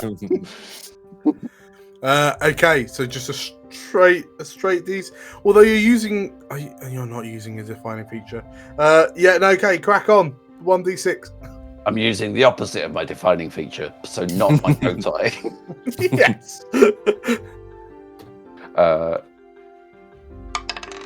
A 4. Okay. Was good. didn't Something die. good. Okay. So as you peer through your empty eye socket, and you fall into somewhat of a fever dream, and you begin dancing on the spot from one foot to the other, and an image begins to form in your mind of the mythical beast. Something good happens. You'll be able to use your description as you try to describe what it is you're seeing. You'll be able to aid the next goblin in identifying this mystery beast. Tony Starch, you're watching ELO, or Elo, the artist formerly known as Elo, dancing from side to side. You have a feeling that Elo's going to be able to help you identify the beast. How are you going to do that? I'm going to take Elo. We need to take them around a fire, right? Because fires are magic, and so the fire will amplify the magic. Okay. Yes. I see the logic here. Yes. Right. So you're heading up to some like a bonfire. nearby campfire. Yeah, campfire, bonfire, Okay. and we'll take a bit of the One Ring of Power, and we'll sprinkle some on Elo to amplify the magic. Sure. Or make him sniff the ring, maybe. I don't know. Okay. So you all Make it into a powder. Only a bit. Only a bit. You all carry this this dancing goblin to a nearby campfire. There are a couple of there's no one here at the moment. The sitting rocks are currently empty. But as you So you're using are you grinding up some of your cool, magic rock. okay. Yeah, magic rock. Sure. So as you force Elo to inhale this ground up Fruity Loop, roll me 2d6 as you're using your heirloom, and the flame and the heat. Oh dear. Okay, so at least it's a +1. Okay, so Elo, as you are dragged to this bonfire and you huff up a load of Fruity Loop, Anton, because we got a +1, you rolled a 1 and a 6. Explain to me how you are injured in the process of Elo conjuring an image of this mystical beast. So I think the Fruit Loop stays on the finger, but he just shoves the finger up Edo's nose. I go, feel the magic! Feel the magic! And in the process, we'll like back into the fire. Okay, cool. Right, so bear in mind, Tony Stark's defining feature is that he is wearing like a can on his head and like some bit of a gauntlet like on his chest or something. You know, he's an iron goblin. Okay, He's an iron. So you're stood close enough to the campfire that it's not until too late that you realize that the tin can you're wearing as a helmet is beginning to rapidly heat up. And there are screams coming off Tony Starch as this can starts going bright red. Is he injured? He's injured. Yeah. Okay. But effectively rolled a 7, so I'm going to count that as 3 successes. Chris, describe to me what this creature looks like. Don't use animal parts, just use very vague descriptions. It's got 4 large things on the bottom. 4. Right. 4 large things on the bottom. Zing. And then it's got like dangly bits. Dangly Like bits. One really big dangly bit. How many dangly bits? Just one. Wait. One dangly 4. bit. One large dangly bit. Did you see the 4. rocks? And then 4 bits. hang on, the rocks are coming through now. The rocks are brown. Where are the rocks? No, Right. they're Okay. sometimes brown. What's brown? The rocks. What is brown? Oh. This colour Who that is- I'm seeing. Who is brown? Same colour as this, and I'll pick up some mud from It's the floor. I'll be like, same colour as that. That's not brown, that's mud. It's mud. It's mud colour. Oh, mud colour. Right. Okay. Hang on. I'm seeing a face. I'm seeing a face. Oh, the face. Whose face? Are you in love? It's a beautiful face. Oh. We've lost him. He's Oh. gone. He's gone. Give me a He's done it minute. again. It's all in Give love me a again. Oh. Give him That's some a beautiful privacy. face. Those lips, those beautiful, beautiful, luscious lips. It's a Let the magic really, work. really long face. Yeah, it's a beautiful long face. He's gone. Mud-coloured long face. Thank Okay, Okay. he's Like the dangly bits Dark on Lord. the base. I'm gonna dream about that face for weeks. You're Have you not. fallen in love with your vision? Yeah. All right, brilliant. Okay, so with Elo's perfect description, you've now managed to identify your mystery beast. So the next step is to discover where this thing lives. So you've all now got this kind of this image in your minds of what it is you're looking for. Tony Starch is screaming because his tin cans fused to his head. Who's going to begin the investigation into where this mystery beast lives? Can I get a bit of that magic? I've got a plan. No magic Oh. for you. Why? It's special. Oh, I Only for- special. It's only for the magic. Oh, I've got I've got a stick. The stick's magic. Is it? Marking stick. Yeah, I'll show you. And All right. and Bingle is gonna try and make some marks in the mud, even though Byra is not going to work in the mud. But they're going to try and make some sort of marks to identify where this beast lives, or a direction of where this beast lives. Like a map. Sure. Okay. Roll me a 2d6 as you're using the marking stick of truth. Whee! Oh, nice. A 5 Very and good. a 6. Okay, so Bingle, as you close your eyes and thrust the marking stick of truth into the ground and just sort of waggle it around, with your eyes closed, presumably, as you open them, you notice the remaining goblins all gathered around. Ooh. And they realize that you've basically drawn a beautiful map. You've drawn a number of lines, and if you look at it, kind of tilt your head to one side and squint a bit, it looks like it could be a map. Oh, don't need your sodding magic. Got my own. So with a success, that's a double success. Okay, so that's 3. So you've using the marking stick of truth has shown you the truth, and it's shown you where the creature lives. The problem is you don't know where this is in the world. So potentially you'll need one more oomph. You need someone to identify to you where this place that the marking stick has shown you, where it is, where it can be found.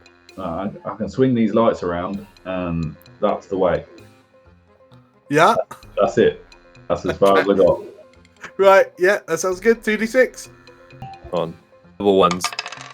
Oh, Hey! You lot are on fire tonight. Okay. Yeah, Chris, Wait till we fight with this your thing. light so bright. Yeah. Can you show us where to go? Which one's the brown one? Pretty please. Okay. So, what? As you swing the Christmas lights around your head, and as you let it go, and they just kind of fly It's off. always the ones that would have been easy to kill another goblin with that turn out to be successful. You follow, like, the lights kind of slap onto the ground and kind of trail off in a particular direction. That way. And yes, as you look up, you follow the direction that the lights have landed, and you make your way out of the goblin camp, slipping through a hole in a fence and a bush, and you you find yourself in the wilderness around the camp itself. Congratulations, you've found out where this thing lives. So, as out of the safety, big air quote, safety of the war camp, your goblins now must arrive at the place of the mythical beast. You know what it looks like. You know where it is. I think who's not gone for a while. Elo hasn't been for a while. What? I'm ready. On what? So, what's sorry. Elo doing to help the goblins arrive at the lair of the mystery beast? Well, I'm gonna plan and wait for a little bit. Like, as we're waiting, like, we'll wait and we'll see if any transport if any like thing is moving in that direction, and then we're gonna try and catch it and go with it. Right, okay. Yeah, that sounds good. Roll me a 2d6 as you are catching something. These 1 hour old goblins are just getting smaller and smaller in my head. They started off like this size, and now they're like maybe this size. Okay. Go well. Ooh, but have we got a +1 at the moment? Yeah. From the 4. We do, yes. From the 4. So your 4 and a 1 becomes a 5 and a 2. So victory and injury. Great. So, Perfect. Elo, ELO. Describe to me what happens that means you successfully managed to catch. You successfully managed to catch some passing transport, but get injured in the process. So, passing by, there is maybe like an orc with a wheelbarrow. It's kind of like, that's the first thing that came to my head. Yeah. And so, Elo kind of leaps up onto the barrel and kind of like holds a hand back for all of their brothers and sisters and non-gender specific orcs. Sorry, goblins. Yeah. In the process, the arm gets caught in the wheel. Oh. Right. And they're now armless. Yeah. Sure. But like still hold out a leg for the rest of the people. Right. Okay. That sounds good. Come on. Okay. Let's go. I've got it. Okay. I got okay. So this orc pushing a wheelbarrow, utterly oblivious to the fact that about 16 goblins have just stowed away in the wheelbarrow. Despite the sounds of screaming as an arm parts with the torso. Okay, so you're in this wheelbarrow. You're being trundled away from the camp in the direction of the lair of the beast. Congratulations. Who's next to help on the journey to the lair? Maybe me? Yep, go on, Tony. What is Tony going to be using? Tony's done a lot. He's been an MVP.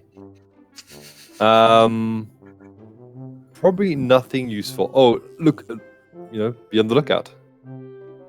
Where is the monster? Where is the monster? Where is Sure. the monster? That sounds not like a 1d6. It does sound like 1d6, doesn't it? That's a 1d6. I hope he doesn't die.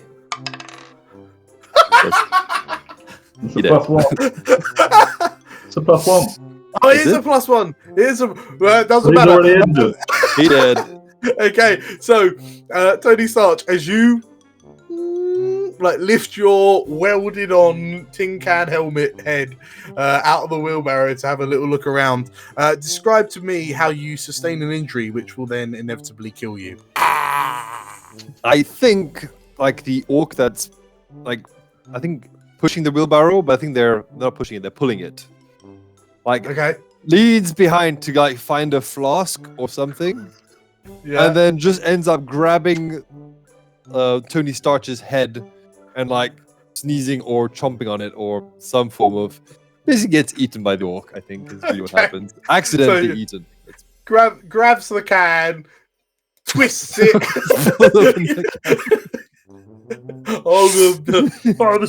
This can green beans was already open. In no way deters Elo from loving the orc. Okay, cool. So with Tony that, Stark was wearing a tin hat, so it was kind of a bit like a can. So cool. It's So in that clean case, hair. yes, Tony Starch is no more. Anton, who's replacing Tony Starch, and what is their defining feature? it's Revolt of Grivia. And their defining feature is they have a silver sword. Well, I say sword, it's a big word. They have a silver cheese knife. Okay, right, silver cheese knife. Yeah. Cool. May have So- belonged once to the Dark Lord.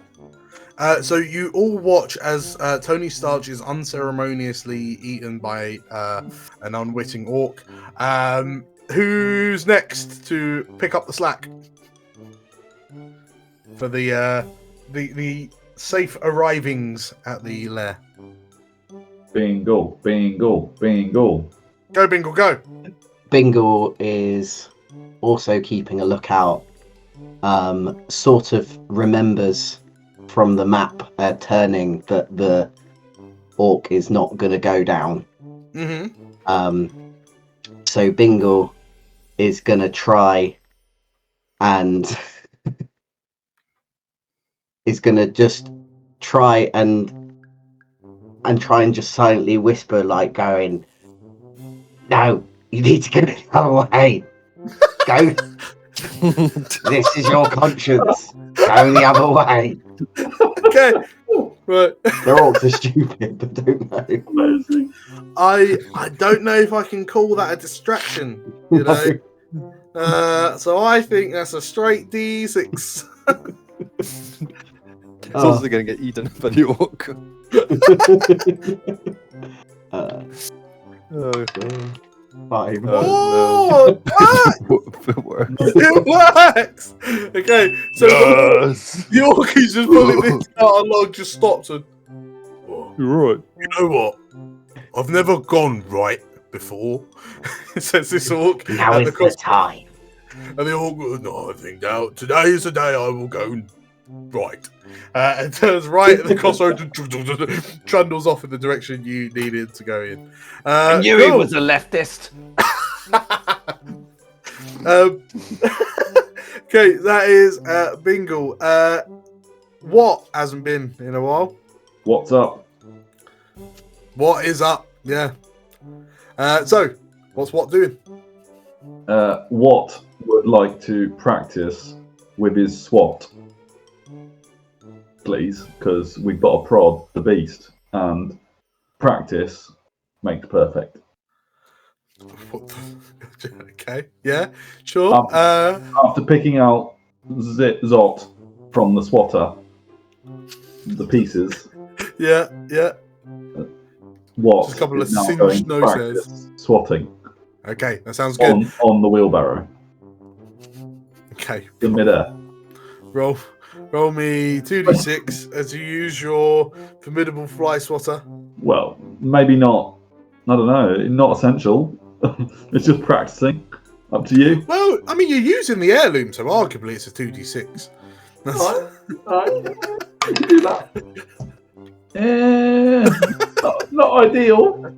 Okay, so on the one hand, something good has happened. On the other, I taught other Watts people how to use it.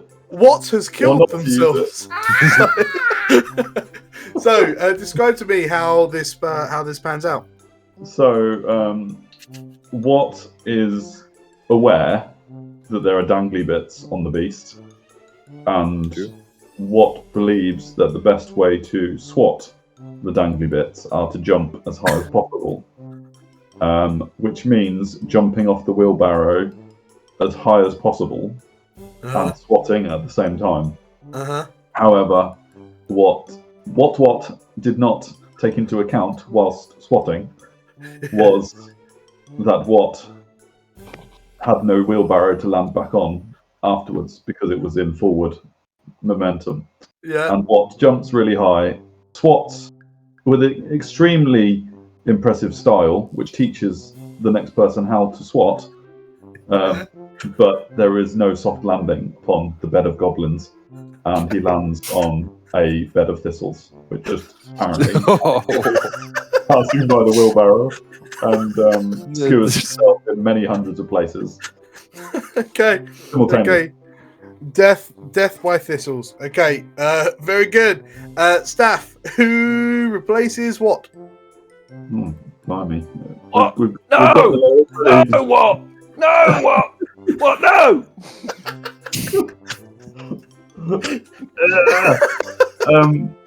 Narc is next. Narc. Okay. And what's Narc's defining feature? I don't really know how this works. Narc has a monkey. Narc has a monkey. A mini monkey toy. I don't know. Would probably make sense. But Narc has. I mean, it looks like a sock puppet. Well, yeah, that'll work just fine. Cool. Narc has a monkey-shaped sock puppet. Yes. Who is eating a banana, which could well make Bingle very jealous. Quite possibly. Okay, so emboldened by the heroic sacrifice of Watt, what's Elo doing as you're heading towards the lair? So we're in the We're in the wheelbarrow. We turned, and we just got to get off soon, surely. Gone past the thistles. Gone past the thistles. That's important. That's important. The Thistle Ravine. yeah. You've successfully passed over the bridge. It was over the Thistly Ravine. That was on the map, yeah. It was on the map. Okay, so yeah, what are you doing? By the way. It was indicated by a patch of grass, yeah. It was. What are you doing after the Thistly Ravine? So are you instructing everyone to jump off? I'm gonna give it like whatever I think 25 seconds is. Okay. Yeah. Which is an indeterminate period of time when you're a goblin. It is. It is. I mean, it's a significant part of your lifespan, to be fair. Yeah, it's like a quarter of like yeah, it's really complicated. I can't do all that. Yeah. Okay. And then what I'm gonna do is use the trusty shrieker to make sure that we stop. And I've heard you kind of do 2 shrieks for stop and 1 shriek for go. Mm-hmm. That's what I heard one point. Okay. So I'm gonna blow the shrieker twice. Okay, sounds good. Don't forget the stylish swatting skill that you just learned. Yes. Okay, so 2d6, and you get 1 to the results. Okay, so a 6 and a 5, which is a big success and a success for a total of 3 successes. Okay, so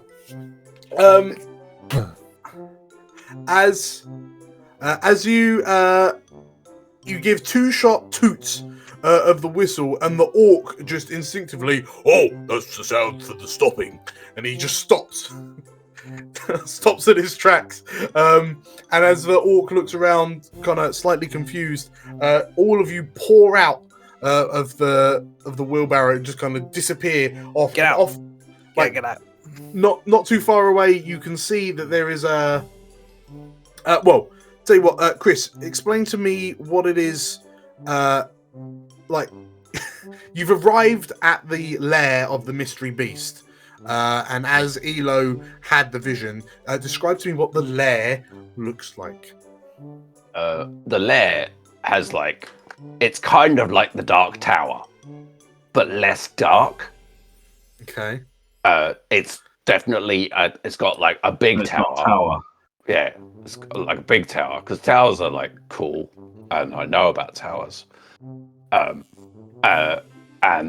right at the very top of the tower, there's a long braided rope that might be hair, but I wouldn't know that. And then at the bottom of the tower, there's a big pit, and I think they're in the pit. Okay, I'm going to run with it. I have no idea what you've just described, but let's go. Oh, no, neither do I. No one knows. It's Basically, if I was doing it in human form, it would be Rapunzel's tower. Yeah. Okay. With a big pit. With a big pit. 3, 1, 2. And the mystical beast is in the pit. Maybe. I mean, that's what I think anyway. It could be quite dark. I have my eye closed. A good one. Very good. Very, very good. Okay. So, with that in mind, you find yourselves stood at the edge of a circular moat of some description, some deep pit around the tower with what appears to be a very long ponytail wrapped around the edge of it like a candy cane. I wave at the orc. Bye. Don't forget me. The orc looks at you somewhat confused and then begins trundling on again with the now empty wheelbarrow. Watch them leave. A little bit of drool comes out. Did not miss out on glute stay. That orc. So as you look upon this tower and the circular pit around it, you can hear the distinctive sounds of the mystery beast, which produces the tasty stones. Who's leading the charge in subduing the beast? I'll do it. Okay. Off you go, Revolt of Grivier. Yeah. Because that's Revolt's specialty. He's got a silver sword. He with does. Suspiciously flat sides and slightly curved, and that's good for cheese. So, Good for cheese so and monsters.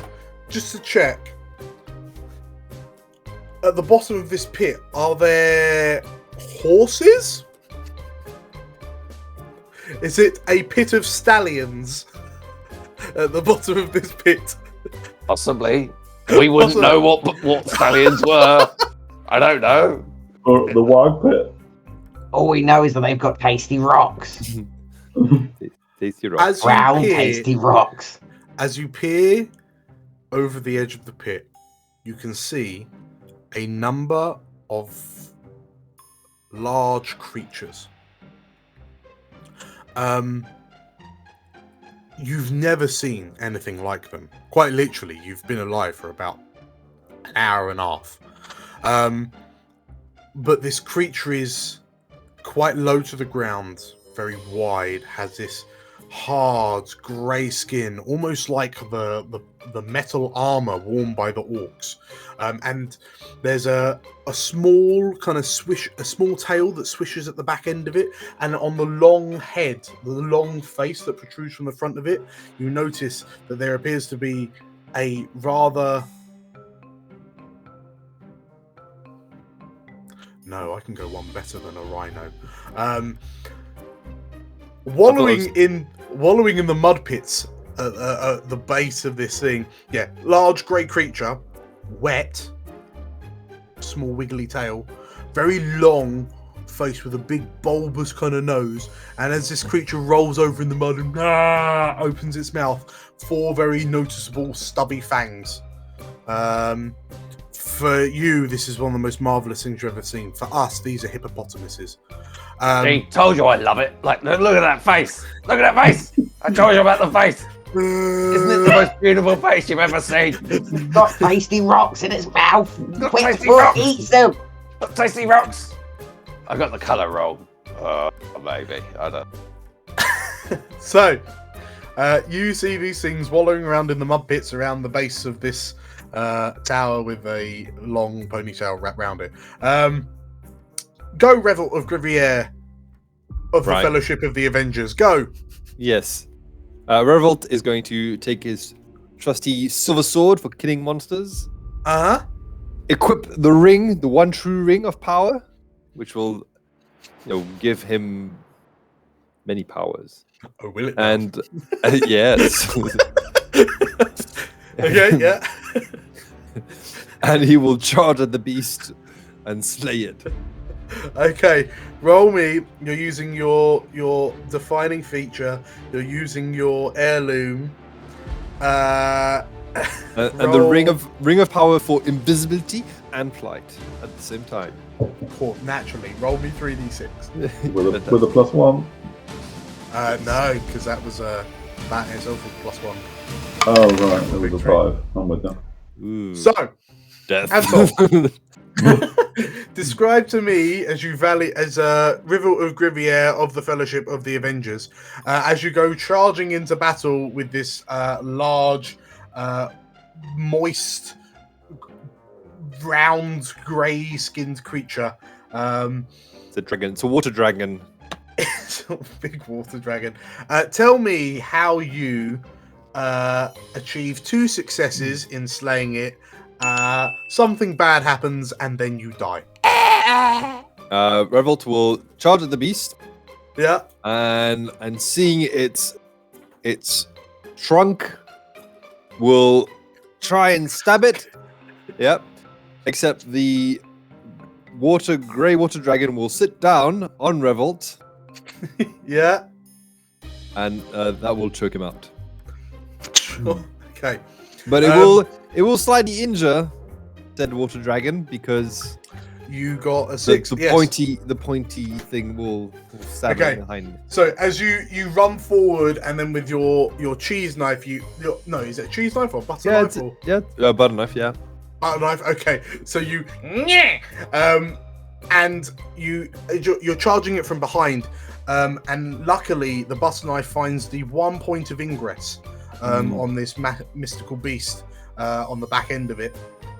And in a panic, it bellows, which rouses the attention of the other mystical beasts in this pond, the lake thing at the base of the tower, and then it sits on you, and you find yourself where no goblin has ever been before, or wanted to be. By Revolt. It's like a budget version of that Ace Ventura scene. Right. Who did Revolt of Grivier get replaced with? Got replaced by it's Thorn, God of Blunder. And he once stumbled into a hedge which was quite thorny. That's why he's called Thorn. Okay, sounds very Not good. What's thickety. what's their defining feature? They've got a hammer. Like a little hammer. Got a hammer. Very good. Next, congratulations! I guess you've wounded the mystical beast. Next up is, let's go with Narc. Narc would like to don the monkey puppet to the side of the pit. When you say don, on your hand, or are you like? Okay, right, you're putting it on your hand. Okay, cool. Yes. Where else would Narc put it?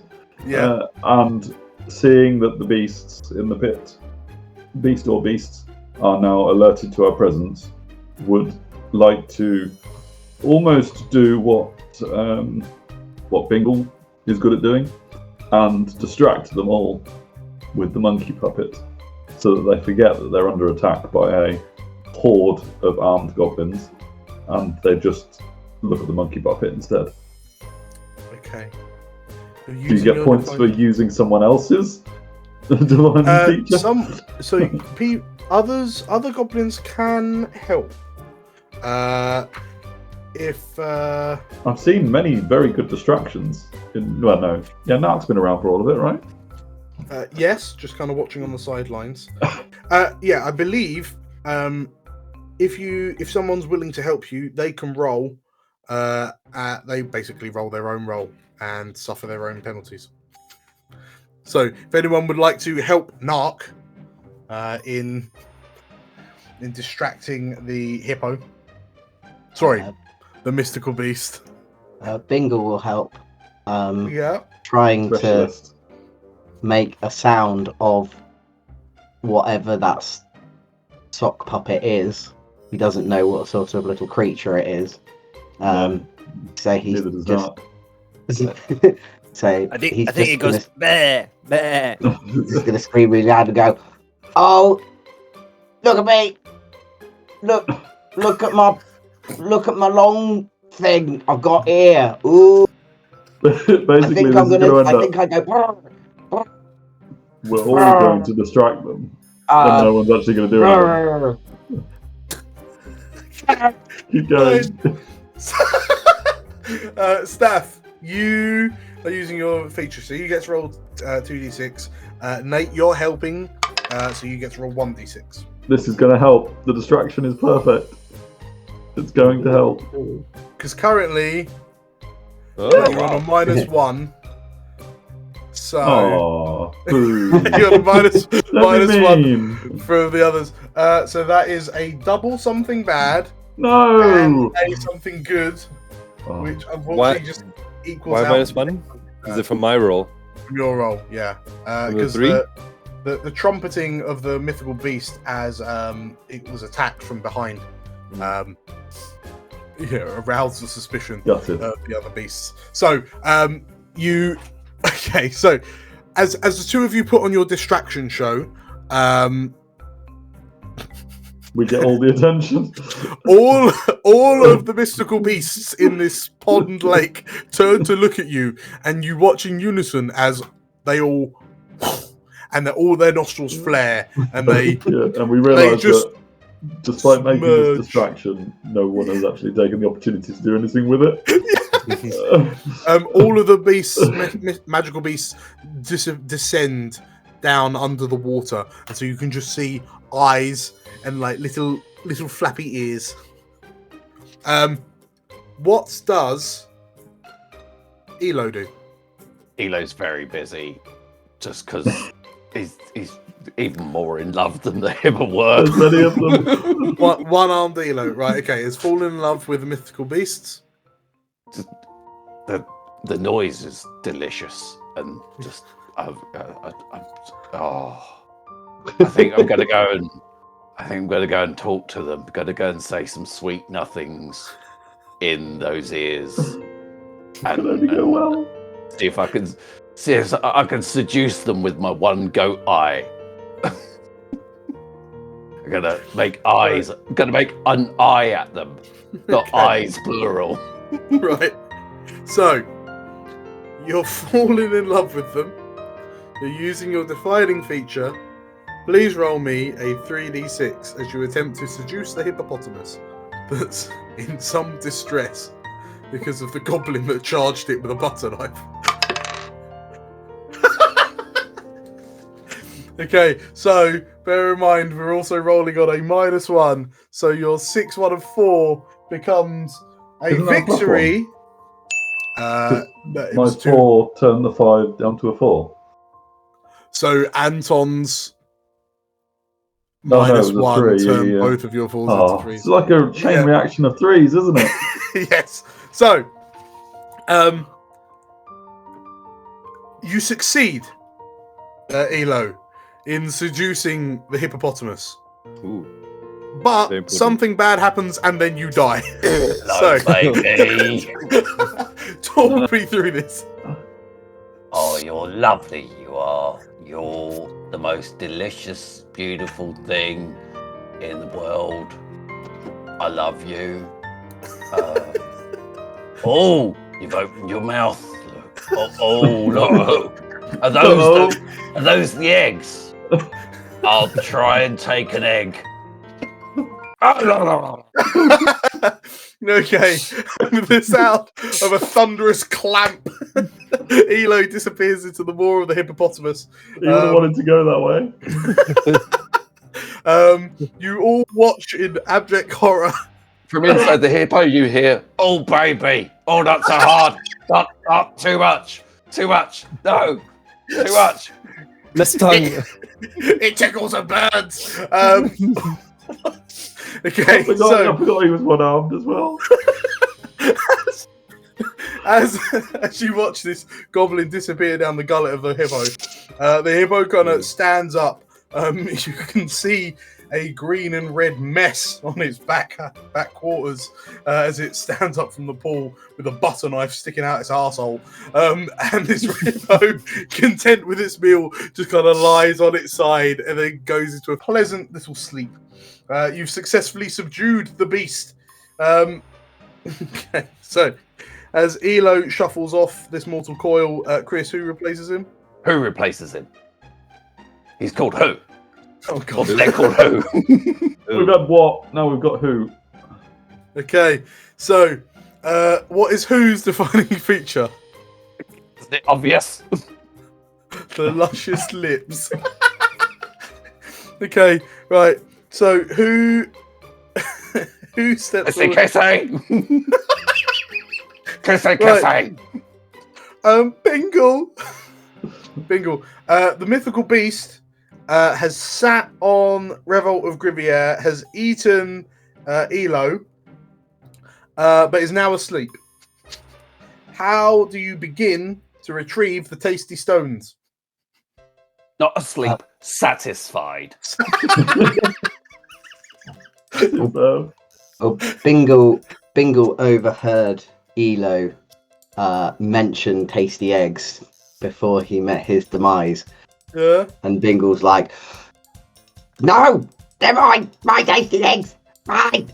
And Bingle's gonna rush over, even though now there's like the hippo's jaw has now been clamped. And he is going to try and use the marking stick of truth to just sort of wedge the mouth open. Right? Yeah, okay. Roll me a 2d6, unless you're trying to argue that you're trying to eat anything. I'm guessing because I'm trying to eat hippo teeth. I guess I'm probably trying to eat anything. Sure, okay. Go be a 3d6. Okay, a 4.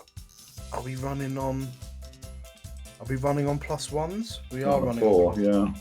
Okay, so that is a 5, a 4, and a 4. So you succeed in prizing open the mouth of the hippo. And inside you can see 4 gleaming tasty stones. Oh boy. And as you start salivating at that prospect, what does Thorn, God of Blunder of the Fellowship of the Avengers, do? Well, Thorn is going to use his said hammer to break open the eggs or get the eggs out of the mouth. Of course, Dentistry at its finest. Goblin dentistry. Okay, so as Bingle is holding open the mouth of the hippo, boggle-eyed at the 4 tasty stones, as you run in swinging your hammer, roll me a 2d6. Got a 4, 5 and a 4. 5 and a 4, and they're both good. They're boosted results. So that's a 6 and a 5, which is 3 successes. So Bingle, you watch as Thorn, God of Blunder, runs in and with a number of swings, donk, takes out one of the teeth, flies out. One of the tasty stones flies out of this hippo's mouth, and you it is caught by who's good at catching? Who Who's catches it? Oh, because Who is very good at catching. And it's the size of your head. But as you do that, as blood spurts out and covers Bingle, in the mystical beast roars in pain as there's an unexpected root canal procedure performed on it whilst it's asleep. Bingle, you're thrown from the beast. And as this hippo kind of pulls itself to its feet and then turns to look at you, the eyes all but glow red, as do all of the eyes of the other hippos in this pond. You are now in the final stage. You need to return to camp and get famous. So, I think next up is Narc. Narc the monkey at the beasts. Okay. So as you throw this monkey sock puppet, roll me 2d6. I'm desperate for double ones.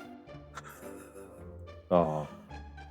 Okay, so you throw this hippo, turns and kind of roars at your clutches of goblins, and you like just off screen a poorly made monkey sock puppet splats against one of their faces and just slides down, which only furthers to anger the hippos more. So, well done, Knock. Survived. You did. Who? You are currently holding the tasty stone. You are holding the whole reason for this adventure. What do you do? On top of a double bat. I've got it. I've got the stone. Run. All I can do is escape.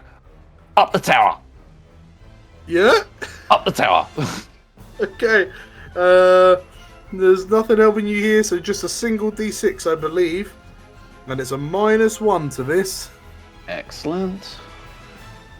I'm going to aim for the tower. Yeah. Okay. Okay, so the goblins begin their frantic escape from this stampede of hippos. One of them with less teeth than it woke up with this morning. And as you run, you kind of point in the direction because you've got to make it out of this moat pond to get to the level with the tower. But you accidentally lead the goblins into a dead end.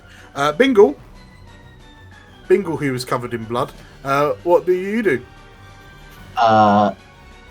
Bingle, seeing who run up the top of the tower, is just gonna go, no, my tasty rock, and is gonna also then pelt it after who to try and get the rock. Yeah, is it because you want to eat it? I want to eat it. I've been told I haven't eaten for a whole half an hour. I'm hungry. Okay, give me a 2d6, and it's another -1. Oh. Okay. On the one hand, you succeed in kind of catching up with the tooth. On the other, you've rolled a 0. So Bingle dies, and I need you to choose someone else who dies in the process. As a hippo comes erupting out of the pond water that seems far too shallow for a hippo to be hiding in, and then just gets a tooth of goblins. I'm gonna. Who am I closest to? Who would people say I'm closest to? I suppose you're closest to who, aren't you? Yeah, that's the thing. Because the two of you are wrestling the tooth. I'm basically, I've almost sort of got to who, and I'm like, now it's mine. I've got his leg, and then the hippo just goes and just drags us both down. Okay, so you all watch as two goblins, like jaws snap around two goblins. They drag beneath the water. The tasty stone goes flying into the air and lands in the hands of Chris's next goblin. Jam. Jam. Jam. Okay, Jam steps forward and catches the tooth because Jam is good at catching. What is Jam's defining? Nark's gonna double-handed back swing and swat the egg rock towards the camp. Okay. We'll hold that. What's Jam's defining feature? Sorry. They've got sliders on. I'll Could give be you a handy. picture in a minute. I'm working on it. I'm nearly done. But Okay, I've so got Jam- sliders. Jam has sliders. What is Bingle? Who is Bingle's replacement? Sprinkler. Sprinkler. Okay. Oh god. And what is Sprinkler's defining feature? Dare I ask? He only has one tooth, but it's like just one of the back ones. Okay, Sprinkler has one. Okay. Brilliant. Okay. But is it like one of the back ones, but in the front? No, it's just at the back. Just Who's on the got? back. All right. Or is it just one very large, long tooth? A mono tooth. It was so big the others couldn't grow through. Okay, so in which case, Sprinkler, Bingle and Who wrestle and are snapped up by the hippo, which then sinks beneath the water. Sprinkler and Jam spring into action, but before they do, Nark, you step up and with your formidable fly swatter, you go to hit the double-handed backhand. Yeah, Proper. with a hopeful home run. So can I have a 2d6 roll as you're using your heirloom? Do it. 2 and No a 4. Okay, so something good is going to happen, but describe to me how you sustain an injury. I believe that Jam, probably being the expert catcher, probably was lining up to catch, and in trying to swat the rock on its way down, Jam managed to claw at Nark's feet rather viciously and take off a few toenails, which are now bleeding profusely. So you've been... And I don't think I make contact. Oh no, I suppose I make contact with the rocks as they fall because it's a success. But it obviously doesn't go very far in the swing. It's not quite as powerful as Narc intended. You're currently playing Tasty Stone Volleyball. You've managed to keep your uppies. You've kept it airborne. Thorn, God of Blunder. Wounded. So currently, two goblins, one goblin ran off with the Tasty Stone, got tackled by a second. They both got eaten by a hippo. The tooth has gone flying into the air. One goblin's tried to home run smack it with a fly swatter, missed and lost his toenails. And the stones, the Tasty Stone is just kind of coming back to earth again. There is a stampede of hippos chasing you, and you're in the shadow of a tower with a very large ponytail coming out of it. I mean, I have to catch it, right? So that's what I'll do. I mean, I think it's straight D6. So straight D6 for this. There you go. Fantastic. Oh! Hey! So good. You It's a +1, isn't it? There is a +1, so that's 2 successes. So you managed to catch it, and are you making a run for it back to camp? And he says, to infinity and beyond! with this magic tooth. So as you catch the tooth and you make a sprint for it, the other goblins follow suit. Are you heading towards the camp? Are you heading towards the tower? It's one of the goblins. We have to show up. We have to show up. Well, we're going to show up at the camp, right? Show up at the camp. Okay, cool. So with the other goblins in close pursuit, you manage to leave the hippo pens behind you, and as you start making your way back towards the camp, let's go back to Jam. Jam with the sliders. What does Jam do as you... So you're currently in the countryside, barreling back towards the war camp with a stampede of hippos in close pursuit. What do you do? Jam will see if the orc is coming back past. Will onto the end and try and water ski using their sliders to try and get some drag back. That's kind of the goal. Okay. That's what Jam's gonna try and do. Okay, so I would argue that you're trying to catch the orc. Catch the orc, use the sliders to kind of get momentum. Sure. And I'm already in love with that same orc, but I can fall in love all over it. This is a whole new goblin. That's 46. Right, hit me up with a 4d6. I'm gonna die. All your favorite things. I'm in this to die now. That's it. 4 ones. Oh! Wow. Okay, so in the final act of this Goblin Quest, Jam, you manage to lasso this orc as the orc returns to the camp, and in doing so with your sliders and with all of the remaining goblins kind of clinging to your back for safety, not only do you manage to get a triple success, something good will happen, and then you die. So describe to me your death as the other goblins make it back to the camp. So holding on to this rope with the other goblins sort of dragging behind, we make it back to the camp, and as the orc kind of turns the last corner, everybody else remembers to let go. Yeah. But Jam cannot bring themselves to let go.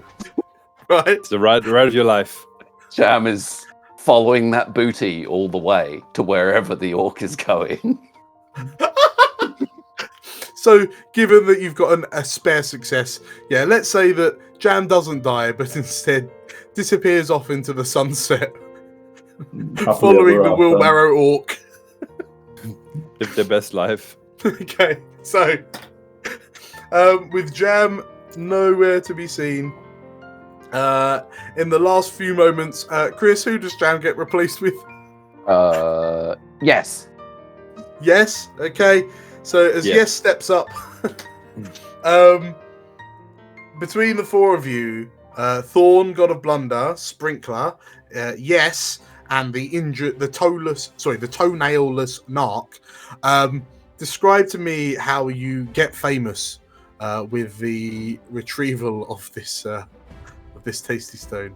If I may, Dan, since I caught the toenails, I will feed the toenails to the hungry goblin. I've forgotten Nate's new goblin name. I'm getting confused.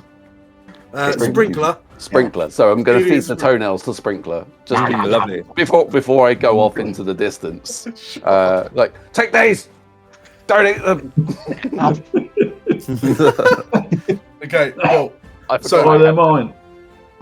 well, with that in mind, then, so what? Let me bring it to a close. As you produce the toenails and the tooth, the discovery of this new food stuff, which prompts a calcium-heavy diet, spreads through the camp like wildfire. It is the answer to the now tiring keto diet, which it's like truffle, Dan. You scrape it onto your favorite food. Yes, yes, because chef's kiss. It's like Parmesan. The Dark Lord appreciates that increasing your intake in calcium creates for stronger and sturdier bones for the soldiers within the Dark Lord's army, which the Dark Lord hopes will bring more beneficial results in next week's war. Tasty eggs. Tasty eggs. And yeah, off the back of this recipe discovery, you all become famous in honor of your hard work. You are the first batch of goblins to provide your toenails to the rest of the camp, and as you're all dragged away to the kitchens in the Dark Lord's tower, as more goblins gather to get more tasty stones from the hippo pens at the base of the tower. The sounds of your screamings as your toenails are wrenched from your toes echo through the camp. And with that, congratulations everyone on successfully completing your Goblin Quest. Yay! Hooray. Hey! What a beautiful story. How many goblins survived? For those of us who are tracking, Anton, you made it to Goblin 4. Yeah. Nate, you were on Goblin 3. Chris, you were on Goblin 5. And Staff, you were on Goblin 4. So, yes, congratulations. That's a lot of goblins left. Not a lot of goblins left, but congratulations to you, Chris, for being the most efficient with your goblins, with your goblin numbers. Yes, thank you. That was a lot of fun. Yes, thank you all for playing. That was. Oh dear. That was a good giggle. Thank you for playing. Thank you for watching. If you like what it is that you just saw and you'd like more stuff like this, then hit the like button, leave some comments, hit the subscribe button, because there's going to be loads of one-shots that are coming out in the very near future. And there's may or may not be a campaign coming out after that. Who knows? It's all just dubious and malicious whispers at this point in time. Thank you to our guests. Once again, Chris and Nate, where can we find you on the interwebs? Rough Sketch Podcast. If you Google it, or if you Google Pridecaf, Pridecaf, you'll find us on Twitter, Instagram, Facebook, and all of those things, or whatever social media is still alive, I think. After the muskeling. Very good, very good. Staff, where can we find you? On YouTube, Proxy Table Gaming, PTG, and on Twitter, Lucky Sixes, PTG. Beautiful. And you'll find Anton here and on the Tavern Between Dimensions podcast, where and I work with Carl to talk about all things tabletop RPG nerdy things and nuts. Correct. Once again, thank you for watching, thank you for playing, and this has been Goblin Quest. All in love today. Do it. Thank you, DM Dan. Thank you, DM Dan. All Cheers, right. Dan, that Take was care, awesome. everyone. Bye bye. Bye bye bye bye. Hey. If you liked what you saw, make sure to hit the like button and leave a comment down below. You can really help us out by hitting the subscribe button and the little bell icon for notifications of future uploads.